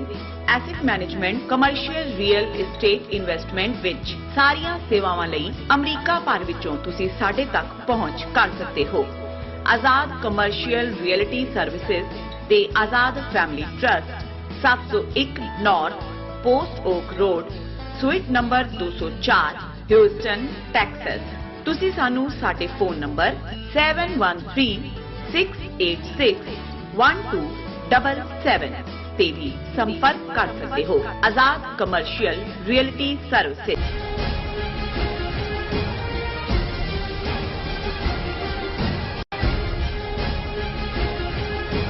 ਦਰਸ਼ਕੋ ਬ੍ਰੇਕ ਤੋਂ ਬਾਅਦ ਤੁਹਾਡਾ ਸਭ ਦਾ ਭਰਪੂਰ ਸਵਾਗਤ ਹੈ। ਸੋ ਵਿਊਅਰਸ, ਦੂਸਰੇ ਸੈਗਮੈਂਟ ਦੇ ਵਿੱਚ ਆਪਾਂ ਪਹੁੰਚ ਚੁੱਕੇ ਹਾਂ। ਇਸ ਦੇ ਵਿੱਚ ਆਪਾਂ ਗੱਲਬਾਤ ਕਰਾਂਗੇ ਸਾਕਾ ਨਨਕਾਣਾ ਸਾਹਿਬ ਦੇ ਹਵਾਲੇ ਨਾਲ ਕਿ ਅੱਜ ਸਾਕਾ ਨਨਕਾਣਾ ਸਾਹਿਬ ਜਿਹਨੂੰ ਵਾਪਰਿਆ 101 ਸਾਲ ਹੋ ਚੁੱਕਾ ਹੈ ਔਰ ਮਹੰਤ ਨਰੈਣੂ ਜਿਸ ਨੇ ਇਹ ਸਾਕਾ ਵਰਤਾਇਆ ਉਸ ਨੂੰ ਬ੍ਰਿਟਿਸ਼ ਹਕੂਮਤ ਦੀ ਪੂਰੀ ਹਮਾਇਤ ਹਾਸਲ ਸੀ। ਸੋ ਭਾਰੀ ਕੁਰਬਾਨੀਆਂ ਤੋਂ ਬਾਅਦ ਮਹੰਤਾਂ ਦੇ ਚੁੰਗਲ ਚੋਂ ਸਾਰੇ ਇਤਿਹਾਸਕ ਗੁਰਦੁਆਰੇ ਆਜ਼ਾਦ ਹੋਏ। ਗੁਰਦੁਆਰਾ ਐਕਟ ਰਾਹੀਂ ਸ਼੍ਰੋਮਣੀ ਗੁਰਦੁਆਰਾ ਪ੍ਰਬੰਧਕ ਕਮੇਟੀ ਹੋਂਦ ਵਿੱਚ ਆਈ। ਅਫਸੋਸ ਅੱਜ ਇਹ ਸ਼੍ਰੋਮਣੀ ਗੁਰਦੁਆਰਾ ਪ੍ਰਬੰਧਕ ਕਮੇਟੀ ਹਿੰਦੂਤਵੀ ਹਾਕਮਾਂ ਦੇ ਹੱਥ ਵਿੱਚ ਉਵੇਂ ਹੀ ਖਿਡੌਣਾ ਬਣੀ ਹੋਈ ਹੈ ਜਿਵੇਂ ਕਿ ਮਹੰਤ ਬ੍ਰਿਟਿਸ਼ ਹਕੂਮਤ ਦੀ ਤਾਬੇਦਾਰੀ ਕਰਦੇ ਸਨ। ਸੋ ਇਸ ਬਾਰੇ ਆਪਾਂ ਗੱਲਬਾਤ ਕਰਨ ਜਾ ਰਹੇ ਹਾਂ। ਸੋ ਅਸੀਂ ਚਾਹਾਂਗੇ ਕਿ ਤੁਸੀਂ ਇਸੇ ਤਰ੍ਹਾਂ ਬਣੇ ਰਹਿਣਾ, ਦੇਖਣ ਸੁਣਨ ਲਈ ਐਂਡ ਲਿਖ ਲਈ ਤੁਹਾਡਾ ਸਭ ਦਾ ਬਹੁਤ ਬਹੁਤ ਸ਼ੁਕਰੀਆ। ਜੀ ਡਾਕਟਰ ਸਾਹਿਬ, ਕੀ ਵਿਚਾਰਾਂ ਨੇ? ਦੇਖੋ, ਅਕਸਰ ਅਸੀਂ ਗੱਲ ਕਰਦੇ ਹਾਂ ਕਿ ਕਦੇ ਵੀ ਜਾਂ ਕਿਸੇ ਵੀ ਵਕਤ 'ਚ ਆਪਣੀ 200 ਸਾਲ ਦੀ ਭਾਰਤ ਦੇ ਉੱਤੇ ਹਕੂਮਤ ਔਰ 98 ਸਾਲ ਦੀ ਪੰਜਾਬ ਦੇ ਉੱਤੇ ਹਕੂਮਤ ਦੇ ਦੌਰਾਨ ਗੋਰੇ 25 ਜਾਂ 30 ਹਜ਼ਾਰ ਤੋਂ ਜ਼ਿਆਦਾ ਉਹਨਾਂ ਦੀ ਗਿਣਤੀ ਨਹੀਂ ਸੀ। ਜੀ। ਪਰ ਉਹਨਾਂ ਨੇ ਕਿਵੇਂ 33 ਕਰੋੜ ਲੋਕਾਂ ਦੇ ਉੱਤੇ ਰਾਜ ਕੀਤਾ, ਉਸ ਦੇ ਲਈ ਉਹਨਾਂ ਦੀ ਭਾਵੇਂ ਇਹ ਕੁਟਲਨੀਤੀ ਦਾ ਹਿੱਸਾ, ਬੇਈਮਾਨੀ, ਉਹਨਾਂ ਦੀ ਸ਼ਰੂਡਨੈਸ, ਉਹਦੇ ਲਈ ਕੋਈ ਵੀ ਲਫ਼ਜ਼, ਕਲੈਵਰਨੈਸ, ਉਹਨਾਂ ਦੀ ਮਕਾਰੀ, ਕੋਈ ਲਫ਼ਜ਼ ਕਹੋ, ਪਰ ਉਹਨਾਂ ਨੇ ਸਭ ਤੋਂ ਪਹਿਲਾਂ ਜਿਸ ਖਿੱਤੇ ਨੂੰ ਵੀ ਕਾਬੂ ਕੀਤਾ ਉੱਥੇ ਉਹਨਾਂ ਦੇ ਲਿੰਗੁਇਸਟ ਜਿਹੜੇ ਜ਼ੁਬਾਨ ਦੇ ਮਾਹਿਰ ਸੀ, ਉਹ ਉਹਨਾਂ ਦੇ ਤਾਰੀਖ ਦੇ ਮਾਹਿਰ, ਹਿਸਟਰੀ, ਕਬੀਲਿਆਂ ਦੇ ਨਾਲ ਉਹਨੂੰ ਉਹਨਾਂ ਨੇ ਪਹਿਲਾਂ ਚੰਗੀ ਤਰ੍ਹਾਂ ਸਮਝਿਆ ਕਿ ਉਹਨਾਂ ਦੀ ਸਟਰੈਂਥ ਕਿੱਥੋਂ ਨਿਕਲਦੀ ਹੈ, ਇਹਨਾਂ ਦੇ ਵਿੱਚ ਕਿਹੜੇ ਵਖਰੇਵੇਂ ਨੇ, ਕਿਹੜੀਆਂ ਇਹਨਾਂ ਦੀਆਂ ਤਾਕਤਵਰ ਪਰੰਪਰਾਵਾਂ ਨੇ। ਸੋ ਉਹਨਾਂ ਨੇ ਫਿਰ ਉਹਦੇ ਮੁਤਾਬਕ ਆਪਣੀ ਸਟ੍ਰੈਟਜੀ ਤਿਆਰ ਕੀਤੀ ਕਿ ਕਿੱਥੇ ਕਿਹਨੂੰ ਕਮਜ਼ੋਰ ਕਰਨਾ ਹੈ। ਹਾਲਾਂ ਅਕਸਰ ਅੰਗਰੇਜ਼ਾਂ ਦੇ ਹਵਾਲੇ ਨਾਲ ਇਹ ਕਿਹਾ ਜਾਂਦਾ ਜੀ ਡਿਵਾਈਡ ਐਂਡ ਰੂਲ ਉਹਨਾਂ ਨੇ ਕੀਤਾ। ਇਹ ਸ਼ੁਰੂ ਤੋਂ ਹੀ ਮੁੱਢ ਕਦੀਮ ਤੋਂ ਹੀ ਜਿਹੜੀਆਂ ਹਕੂਮਤਾਂ, ਬਾਦਸ਼ਾਹ, ਸਲਤਨਤਾਂ, ਐਮਪਾਇਰ ਨੇ ਉਹ ਇਹਦਾ ਜਿਹੜਾ ਇਸਤੇਮਾਲ ਕਰਦੀਆਂ ਨੇ ਕਿਉਂਕਿ ਉਹ ਤਾਕਤ ਨੂੰ ਆਪਣੇ ਹੱਥ 'ਚ ਰੱਖਣਾ ਚਾਹੁੰਦੀਆਂ ਤੇ ਉਹ ਨਹੀਂ ਚਾਹੁੰਦੀਆਂ ਕਿ ਲੋਕ ਬਗਾਵਤ ਦਾ ਰਸਤਾ ਚੁਣਨ। ਇਸ ਲਈ ਉਹਨਾਂ ਨੂੰ ਉਲਝਾ ਦਿਓ, ਮਜ਼ਹਬ 'ਚ ਉਲਝਾ ਦਿਓ, ਆਪਸ 'ਚ ਵੰਡ ਦਿਓ, ਇੱਕ ਯੂਨੀਅਨ ਖੜੀ ਕਰ ਦਿਓ, ਦੂਜੇ ਨੂੰ ਪੈਸੇ ਦੇ ਕੇ ਉਹਦੇ ਖਿਲਾਫ ਕਰਾ ਦਿਓ, ਮਾਲਕਾਂ ਨੂੰ ਕਾਬੂ ਕਰਨਾ, ਹੜਤਾਲ ਕਰਵਾ ਦਿਓ। ਮਾਲਕਾਂ ਨੂੰ ਪਤਾ ਹੁੰਦਾ ਵੀ ਯੂਨੀਅਨਾਂ ਦੇ ਕਿਹੜੇ ਬੰਦਿਆਂ ਦੇ ਨਾਲ ਫਿਰ ਉਹਨਾਂ ਨੇ ਡੀਲ ਬਣਾਣੀ ਹੈ, ਬਾਕੀ ਲੋਕ ਰਗੜੇ ਜਾਂਦੇ ਨੇ, ਉਹ ਆਪਣਾ ਜਿਹੜਾ ਘਰ ਭਰ ਲੈਂਦੇ ਨੇ। ਸੋ ਇਹ ਇੱਕ ਵਰਤਾਰਾ ਰਿਹਾ। ਸੋ ਅੰਗਰੇਜ਼ਾਂ ਨੇ, ਕਿਉਂਕਿ ਅੰਗਰੇਜ਼ਾਂ ਨੇ ਮਹਾਰਾਜਾ ਰਣਜੀਤ ਸਿੰਘ ਦੇ ਮੌਤ ਤੱਕ ਦੇ ਵਕਤ ਨੂੰ ਵੇਟ ਕੀਤਾ ਕਿ ਭਾਈ ਉਹਨਾਂ ਨੂੰ ਪਤਾ ਸੀ ਕਿ ਵੀ ਉਹਨਾਂ ਦੀ ਅਗਵਾਈ ਥੱਲੇ ਸਾਂਝਾ ਪੰਜਾਬ, ਜਿਹਦੇ ਥੱਲੇ ਹਿੰਦੂ, ਮੁਸਲਮਾਨ, ਸਿੱਖ ਸਾਰੇ ਭਰਾ ਬਣ ਕੇ ਰਹਿੰਦੇ ਸੀ, ਇੱਕ ਪ੍ਰੋਸਪੈਰਸ ਸਟੇਟ ਸੀ। ਔਰ ਸ਼ਾਹ ਮੁਹੰਮਦ ਨੇ ਕਿਹਾ ਕਿ ਭਾਈ ਇੱਥੇ ਹਿੰਦੂ ਮੁਸਲਮ ਸਦਾ ਸੁਖੀ ਵਸਦੇ ਸਨ, ਕੋਈ ਆਈ ਨਹੀਂ ਸੀ ਤੀਜੀ ਜ਼ਾਤ ਮੀਆਂ। ਮਤਲਬ ਕਿ ਹੁਣ ਉਹਨਾਂ ਨੇ ਉਸ ਸਾਰੇ ਪੀਰੀਅਡ 'ਚ ਸਿੱਖਾਂ ਦਾ ਇਤਿਹਾਸ ਵੀ ਦੇਖਿਆ। ਜ਼ਾਹਰ ਹੈ ਕਿ ਮਹਾਰਾਜਾ ਰਣਜੀਤ ਸਿੰਘ ਦੇ ਕੋਰਟ 'ਚ ਉਹਨਾਂ ਨੇ ਪੈਲੇਸ ਇੰਟ੍ਰੀਗ ਕੀਤੀ, ਉਹਨਾਂ ਨੇ ਕਿਵੇਂ ਡੋਗਰਿਆਂ ਨੂੰ ਖਰੀਦਿਆ, ਕਿਵੇਂ ਸੰਧਾ ਵਾਲੀਆਂ ਔਰ ਡੋਗਰਿਆਂ ਦੀ ਆਪਸੀ ਜਿਹੜੀ ਕਲਾ ਸੀ ਜਾਂ ਉਹਨਾਂ ਦੀ ਭੁੱਖ ਸੀ ਰਣਜੀਤ ਸਿੰਘ ਦੀ ਮੌਤ ਤੋਂ ਬਾਅਦ ਲਾਹੌਰ ਦਰਬਾਰ ਦੇ ਉੱਤੇ ਕੰਟਰੋਲ ਕਰਨ ਦੀ, ਉਹਨੂੰ ਉਹ ਇੱਕ ਵੱਖਰਾ ਚੈਪਟਰ ਹੈ। ਪਰ ਇਸ ਸਾਰੇ ਪੀਰੀਅਡ 'ਚ ਉਹਨਾਂ ਨੇ ਸਿੱਖਾਂ ਦੀ ਜਿਹੜੀ ਮੋਟੀਵੇਸ਼ਨ ਹੈ ਲੜਨ ਦੀ, ਉਹਨਾਂ ਨੇ ਦੇਖਿਆ ਵੀ ਇਹਨਾਂ ਦੇ ਵਿੱਚ ਜੇ ਲੜਦੀ ਹੈ ਤੇ ਸਿੱਖੀ ਲੜਦੀ ਹੈ ਔਰ ਸਿੱਖੀ ਦੀ ਮੋਟੀਵੇਸ਼ਨ ਦੇ ਲਈ ਗੁਰਦੁਆਰੇ ਉਹਨਾਂ ਦੇ ਸੈਂਟਰ ਨੇ। ਔਰ ਇਹਦੇ 'ਚ ਕੋਈ ਸ਼ੱਕ ਨਹੀਂ ਹੈ ਕਿ ਇੱਕ ਐਸੀ ਜ਼ਬਰਦਸਤ ਇੰਸਟੀਟਿਊਸ਼ਨ ਸਾਨੂੰ ਗੁਰੂ ਸਾਹਿਬਾਨ ਨੇ ਦਿੱਤੀ। ਗੁਰੂ ਨਾਨਕ ਸਾਹਿਬ ਤੋਂ ਹੀ ਇਸ ਦੀ ਸ਼ੁਰੂਆਤ ਹੁੰਦੀ ਹੈ ਔਰ ਗੁਰੂ ਨਾਨਕ ਸਾਹਿਬ ਜਿੱਥੇ ਜਿੱਥੇ ਗਏ, ਸਾਊਥ ਏਸ਼ੀਆ ਦੇ, ਮਿਡਲ ਈਸਟ ਤੱਕ ਜਿੱਥੇ ਵੀ, ਉੱਥੇ ਜਦੋਂ ਉਹਨਾਂ ਦੇ ਵਿਚਾਰਾਂ ਤੋਂ ਪ੍ਰਭਾਵਿਤ ਹੋ ਕੇ ਲੋਕ ਉਹਨਾਂ ਦੀ ਗੱਲ ਸੁਣਦੇ ਸੀ ਤੇ ਫਿਰ ਗੁਰੂ ਸਾਹਿਬ ਦਾ ਸੀ ਕਿ ਭਾਈ ਇੱਥੇ ਧਰਮਸਾਲ ਬਣਾਓ, ਜਿਹਨੂੰ ਅੱਜ ਅਸੀਂ ਗੁਰਦੁਆਰਾ ਲਫ਼ਜ਼ ਇਸਤੇਮਾਲ ਕਰਦੇ ਹਾਂ। ਉਸ ਪੀਰੀਅਡ ਧਰਮਸਾਲਾ ਕੀਤਾ ਜਾਂਦਾ ਸੀ ਔਰ ਇਸ ਤੇ ਹੀ ਭਾਈ ਗੁਰਦਾਸ ਜੀ ਨੇ ਕਿਹਾ ਕਿ ਘਰ ਘਰ ਅੰਦਰ ਧਰਮਸਾਲ ਹੋਵੇ ਕੀਰਤਨ ਸਦਾ ਵਸੋਆ, ਜਿੱਥੇ ਬਾਬਾ ਪੈਰ ਧਰੇ ਪੂਜਾ ਆਸਣ ਥਾਪਣ ਸੋਆ। ਕਿ ਜਿੱਥੇ ਗੁਰੂ ਨਾਨਕ ਗਏ ਨੇ ਉਹ ਥਾਂ ਵਰਥ ਵਰਸ਼ਿਪ ਬਣ ਗਿਆ ਔਰ ਉੱਥੇ ਧਰਮਸਾਲ ਸਥਾਪਿਤ ਹੋ ਜਾਂਦੀ ਹੈ। ਹੁਣ ਇਸ ਸਭ ਦਾ ਹੀ ਜਦੋਂ ਤੱਕ ਸਿੱਖ ਰਾਜ ਆਇਆ ਮਹਾਰਾਜਾ ਰਣਜੀਤ ਸਿੰਘ ਜਾਂ ਇੱਧਰ ਮਿਸਲਾਂ ਦਾ, ਸੋ ਉਹਨਾਂ ਨੇ ਬੜਾ ਜੈਨਰਸਲੀ, ਕਿਉਂਕਿ ਜਦੋਂ ਤੱਕ ਸਿੱਖਾਂ ਦੀ ਸਟਰਗਲ 100 ਸਾਲ ਚੱਲ ਰਹੀ ਸੀ ਮੁਗਲਿਆ ਰਾਜ ਨਾਲ ਜਾਂ ਦਰਾ ਖੈਬਰ ਪਾਰ ਦੇ ਹਮਲਾਵਰਾਂ ਦੇ ਨਾਲ, ਉਦੋਂ ਤਾਂ ਗੁਰਦੁਆਰੇ ਉਜੜੇ ਪੁਜੜੇ ਸੀ, ਉੱਥੇ ਤਾਂ ਕੋਈ ਦੀਵਾ ਬਾਲਣ ਵਾਲਾ ਵੀ ਨਹੀਂ ਸੀ। ਹਰਮੰਦਰ ਸਾਹਿਬ ਅਕਾਲ ਤਖਤ 3-4 ਵਾਰ ਜਿਹੜਾ ਉਸ ਨੂੰ ਬਿਲਕੁਲ ਉਜਾੜ ਦਿੱਤਾ ਗਿਆ। ਔਰ ਰਾਜ ਸ਼ਕਤੀ ਦਾ ਇਹੀ ਕਮਾਲ ਹੁੰਦਾ, ਜਦੋਂ ਸਿੱਖਾਂ ਦੇ ਕੋਲ ਰਾਜ ਸ਼ਕਤੀ ਆਈ, ਨਾ ਸਿਰਫ ਉਹਨਾਂ ਨੇ ਆਪਣੇ ਗੁਰਦੁਆਰਿਆਂ ਦੀ ਇੱਕ ਬੜੀ ਸ਼ਾਨਦਾਰ ਉਸਾਰੀ ਕਰਵਾਈ, ਉਹਨਾਂ ਨੇ ਮਸੀਤਾਂ ਦੇ ਲਈ ਵੀ, ਮਹਾਰਾਜਾ ਰਣਜੀਤ ਸਿੰਘ ਦਾ ਪੀਰੀਅਡ, ਮੰਦਰਾਂ ਦੇ ਲਈ ਵੀ, ਔਰ ਦੂਸਰੇ ਵੀ ਜਿਹੜੇ ਵੀ ਨੇ ਉਹਨਾਂ ਦੀ ਪੂਰੀ ਮਦਦ ਕੀਤੀ। ਔਰ ਇਹੀ ਕਾਰਨ ਸੀ ਕਿ ਮਹਾਰਾਜਾ ਰਣਜੀਤ ਸਿੰਘ ਦੇ ਪੀਰੀਅਡ ਦੇ ਵਿੱਚ ਹੀ, ਔਰ ਇਹ ਰਾਏ ਬੁਲਾਰ ਦੇ ਡਿਸੈਂਡੈਂਟਸ ਦੇ ਨਾਲ ਵੀ ਗੱਲ ਜੋੜੀ ਜਾਂਦੀ ਹੈ, ਹਰ ਗੁਰਦੁਆਰੇ ਅੱਜ ਵੀ ਪਾਕਿਸਤਾਨ 'ਚ 174 ਦੇ ਕਰੀਬ ਇਤਿਹਾਸਕ ਗੁਰਦੁਆਰੇ ਨੇ, ਔਰ ਕੋਈ ਗੁਰਦੁਆਰਾ ਐਸਾ ਨਹੀਂ ਹੈ ਜਿਹਦੇ ਨਾਲ ਜ਼ਮੀਨ ਨਾ ਹੋਏ। ਔਰ ਮਕਸਦ ਇਹ ਸੀ ਕਿ ਕਿਉਂਕਿ ਗੁਰਦੁਆਰੇ ਦੇ ਵਿੱਚ ਸਾਡੀ ਲੰਗਰ ਦੀ ਇੰਸਟੀਟਿਊਸ਼ਨ ਪਹਿਲੇ ਦਿਨ ਤੋਂ ਸਥਾਪਿਤ ਹੈ, ਉਹ ਇੱਕ ਸਰਾਂ ਘਰ ਵੀ ਹੈ ਕਿ ਭਾਈ ਜਿਹੜਾ ਕੋਈ ਆਏ ਮੁਸਾਫਰ ਉਹਨੂੰ ਰਹਿਣ ਨੂੰ ਥਾਂ ਮਿਲੇ, ਖਾਣ ਨੂੰ ਉਹਨੂੰ ਲੰਗਰ ਮਿਲੇ। ਔਰ ਹੁਣ ਤਾਂ ਵੱਡੇ ਹਸਪੀਟਲਾਂ ਦਾ ਪ੍ਰਬੰਧ ਹੋ ਗਿਆ, ਵੱਡੇ ਗੁਰਦੁਆਰੇ ਕਰਦੇ ਨੇ, ਲੇਕਿਨ ਉਦੋਂ ਜਿਹੜਾ ਉਹਨਾਂ ਦੇ ਇਲਾਜ ਦਾ ਪ੍ਰਬੰਧ ਵੀ ਸੀ। ਹੁਣ ਉਸ ਸਾਰੇ ਖਰਚੇ ਪਰਚੇ ਦੇ ਲਈ ਜਿੱਥੇ ਸਿੱਖਾਂ ਦੀ ਦਸਵੰਧ ਦੀ ਕਮਾਈ ਵੀ ਸੀ, ਲੇਕਿਨ ਮਹਾਰਾਜਾ ਰਣਜੀਤ ਸਿੰਘ ਨੇ ਜਾਂ ਇੱਧਰ ਮਾਲਵੇ ਦੇ ਵੀ ਸਿੱਖ ਰਾਜਿਆਂ ਨੇ ਯਕੀਨੀ ਬਣਾਇਆ ਕਿ ਗੁਰਦੁਆਰਿਆਂ ਦੇ ਨਾਲ ਜ਼ਮੀਨ ਜਿਹੜਾ ਲਾਈ ਜਾਏ, ਤਾਂ ਕਿ ਉਸ ਚੋਂ ਪੈਦਾ ਹੋਣ ਦੀ ਉਪਜ ਜਿਹੜੀ ਹੈ ਉਹ ਲੰਗਰ ਦੇ ਵਿੱਚ ਵੀ ਇਸਤੇਮਾਲ ਹੋਏ, ਗੁਰਦੁਆਰੇ ਦੇ ਖਰਚੇ ਪਰਚੇ ਚੱਲਣ। ਔਰ ਕੱਲੇ ਨਨਕਾਣਾ ਸਾਹਿਬ ਦੇ ਨਾਲ 550 ਮੁਰੱਬਾ ਜ਼ਮੀਨ ਸੀ, ਜਿਹੜੀ ਅੱਜ ਵੀ ਗੁਰਦੁਆਰਾ ਸਾਹਿਬ ਦੇ ਨਾਲ, ਹੁਣ ਇੱਕ ਮੁਰੱਬੇ 'ਚ 25 ਕਿੱਲੇ ਹੁੰਦੇ ਨੇ, ਔਰ ਤੁਸੀਂ ਉਸ ਤੋਂ ਅੰਦਾਜ਼ਾ ਲਾਓ ਵੀ ਆਲਮੋਸਟ ਸਾਰਾ ਨਨਕਾਣਾ ਸਾਹਿਬ ਦਾ ਟਾਊਨ ਜਿਹੜਾ ਹੈ ਉਹ ਗੁਰਦੁਆਰੇ ਦੀ ਜ਼ਮੀਨ ਦੇ ਵਿੱਚ ਹੈ। ਹੁਣ ਇਸੇ ਤਰ੍ਹਾਂ ਬਾਕੀ ਸਾਰੇ ਇਤਿਹਾਸਕ ਗੁਰਦੁਆਰਿਆਂ ਦੇ ਨਾਲ ਹੁਣ ਅੰਗਰੇਜ਼ਾਂ ਨੇ ਇਹ ਦੇਖਿਆ ਕਿ ਭਾਈ ਇਹ ਜੇ ਤੁਸੀਂ ਸਿੱਖਾਂ ਨੂੰ ਇੱਕ ਤਾਂ ਵੰਡਣਾ, ਇੱਕ ਇਹਨਾਂ ਦੀ ਇਨਸਪੀਰੇਸ਼ਨ ਮੋਟੀਵੇਸ਼ਨ ਗੁਰਦੁਆਰਿਆਂ ਚੋਂ ਨਿਕਲਦੀ ਹੈ, ਜੇ ਇਹਦੇ ਤੇ ਕੰਟਰੋਲ ਕਰ ਲਓ ਤੇ ਇਹਨਾਂ 'ਚ ਉਹ ਜਜ਼ਬਾ ਭਾਵਨਾ ਜਿਹਦੇ ਲਈ ਇਹ ਧਰਮ ਦੇ ਲਈ ਖਲੋ ਜਾਂਦੇ ਨੇ, ਲੜਨ ਮਰਨ ਨੂੰ ਸਿਰ ਦੇਣ ਨੂੰ ਤਿਆਰ ਹੋ ਜਾਂਦੇ ਨੇ। ਸੋ ਉਹਨਾਂ ਨੇ 1850s ਦੇ ਵਿੱਚ 1849 'ਚ ਪੰਜਾਬ ਉਹਨਾਂ ਦੇ ਪੇਟੇ ਪੈਂਦਾ ਹੈ, 1850s 'ਚ ਇਸ ਕਿਸਮ ਦਾ ਕੋਈ ਕਾਨੂੰਨ ਬਣਾਇਆ ਜਿਹਦੇ ਥੱਲੇ ਜਿਹੜੇ ਗੁਰਦੁਆਰਿਆਂ ਦੇ ਪ੍ਰਬੰਧ ਕਰਨ ਵਾਲੇ ਮਹੰਤ ਸਨ।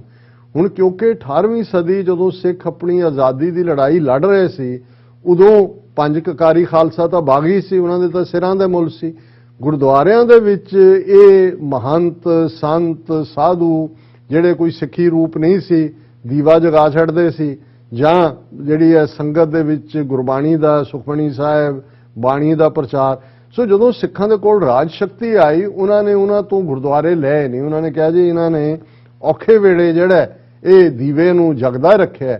ਔਰ ਉਦੋਂ ਤਾਂ ਕੋਈ ਪ੍ਰੋਬਲਮ ਨਹੀਂ ਹੋਈ। ਪਰ ਜਦੋਂ ਅੰਗਰੇਜ਼ ਆਏ, ਉਹਨਾਂ ਨੇ ਗੁਰਦੁਆਰਿਆਂ ਨੂੰ ਉਹਨਾਂ ਦੀ ਨਿੱਜੀ ਜਾਇਦਾਦ ਬਣਾ ਦਿੱਤਾ, ਉਹ ਮਹੰਤ ਸਾਰੇ ਕਬਜ਼ਾ ਕਰਕੇ ਬਹਿ ਗਏ। ਔਰ ਕੱਲਾ ਇਹੀ ਨਹੀਂ, ਜੇ ਫਿਰ ਵੀ ਉਹਨਾਂ ਦਾ ਵੀ ਕਬਜ਼ਾ ਰਹਿੰਦਾ ਹੈ, ਜੇ ਉੱਥੋਂ ਸਤਸੰਗ ਹੁੰਦਾ, ਨੇਕ ਜੀਵਨ ਨਿਕਲਦਾ,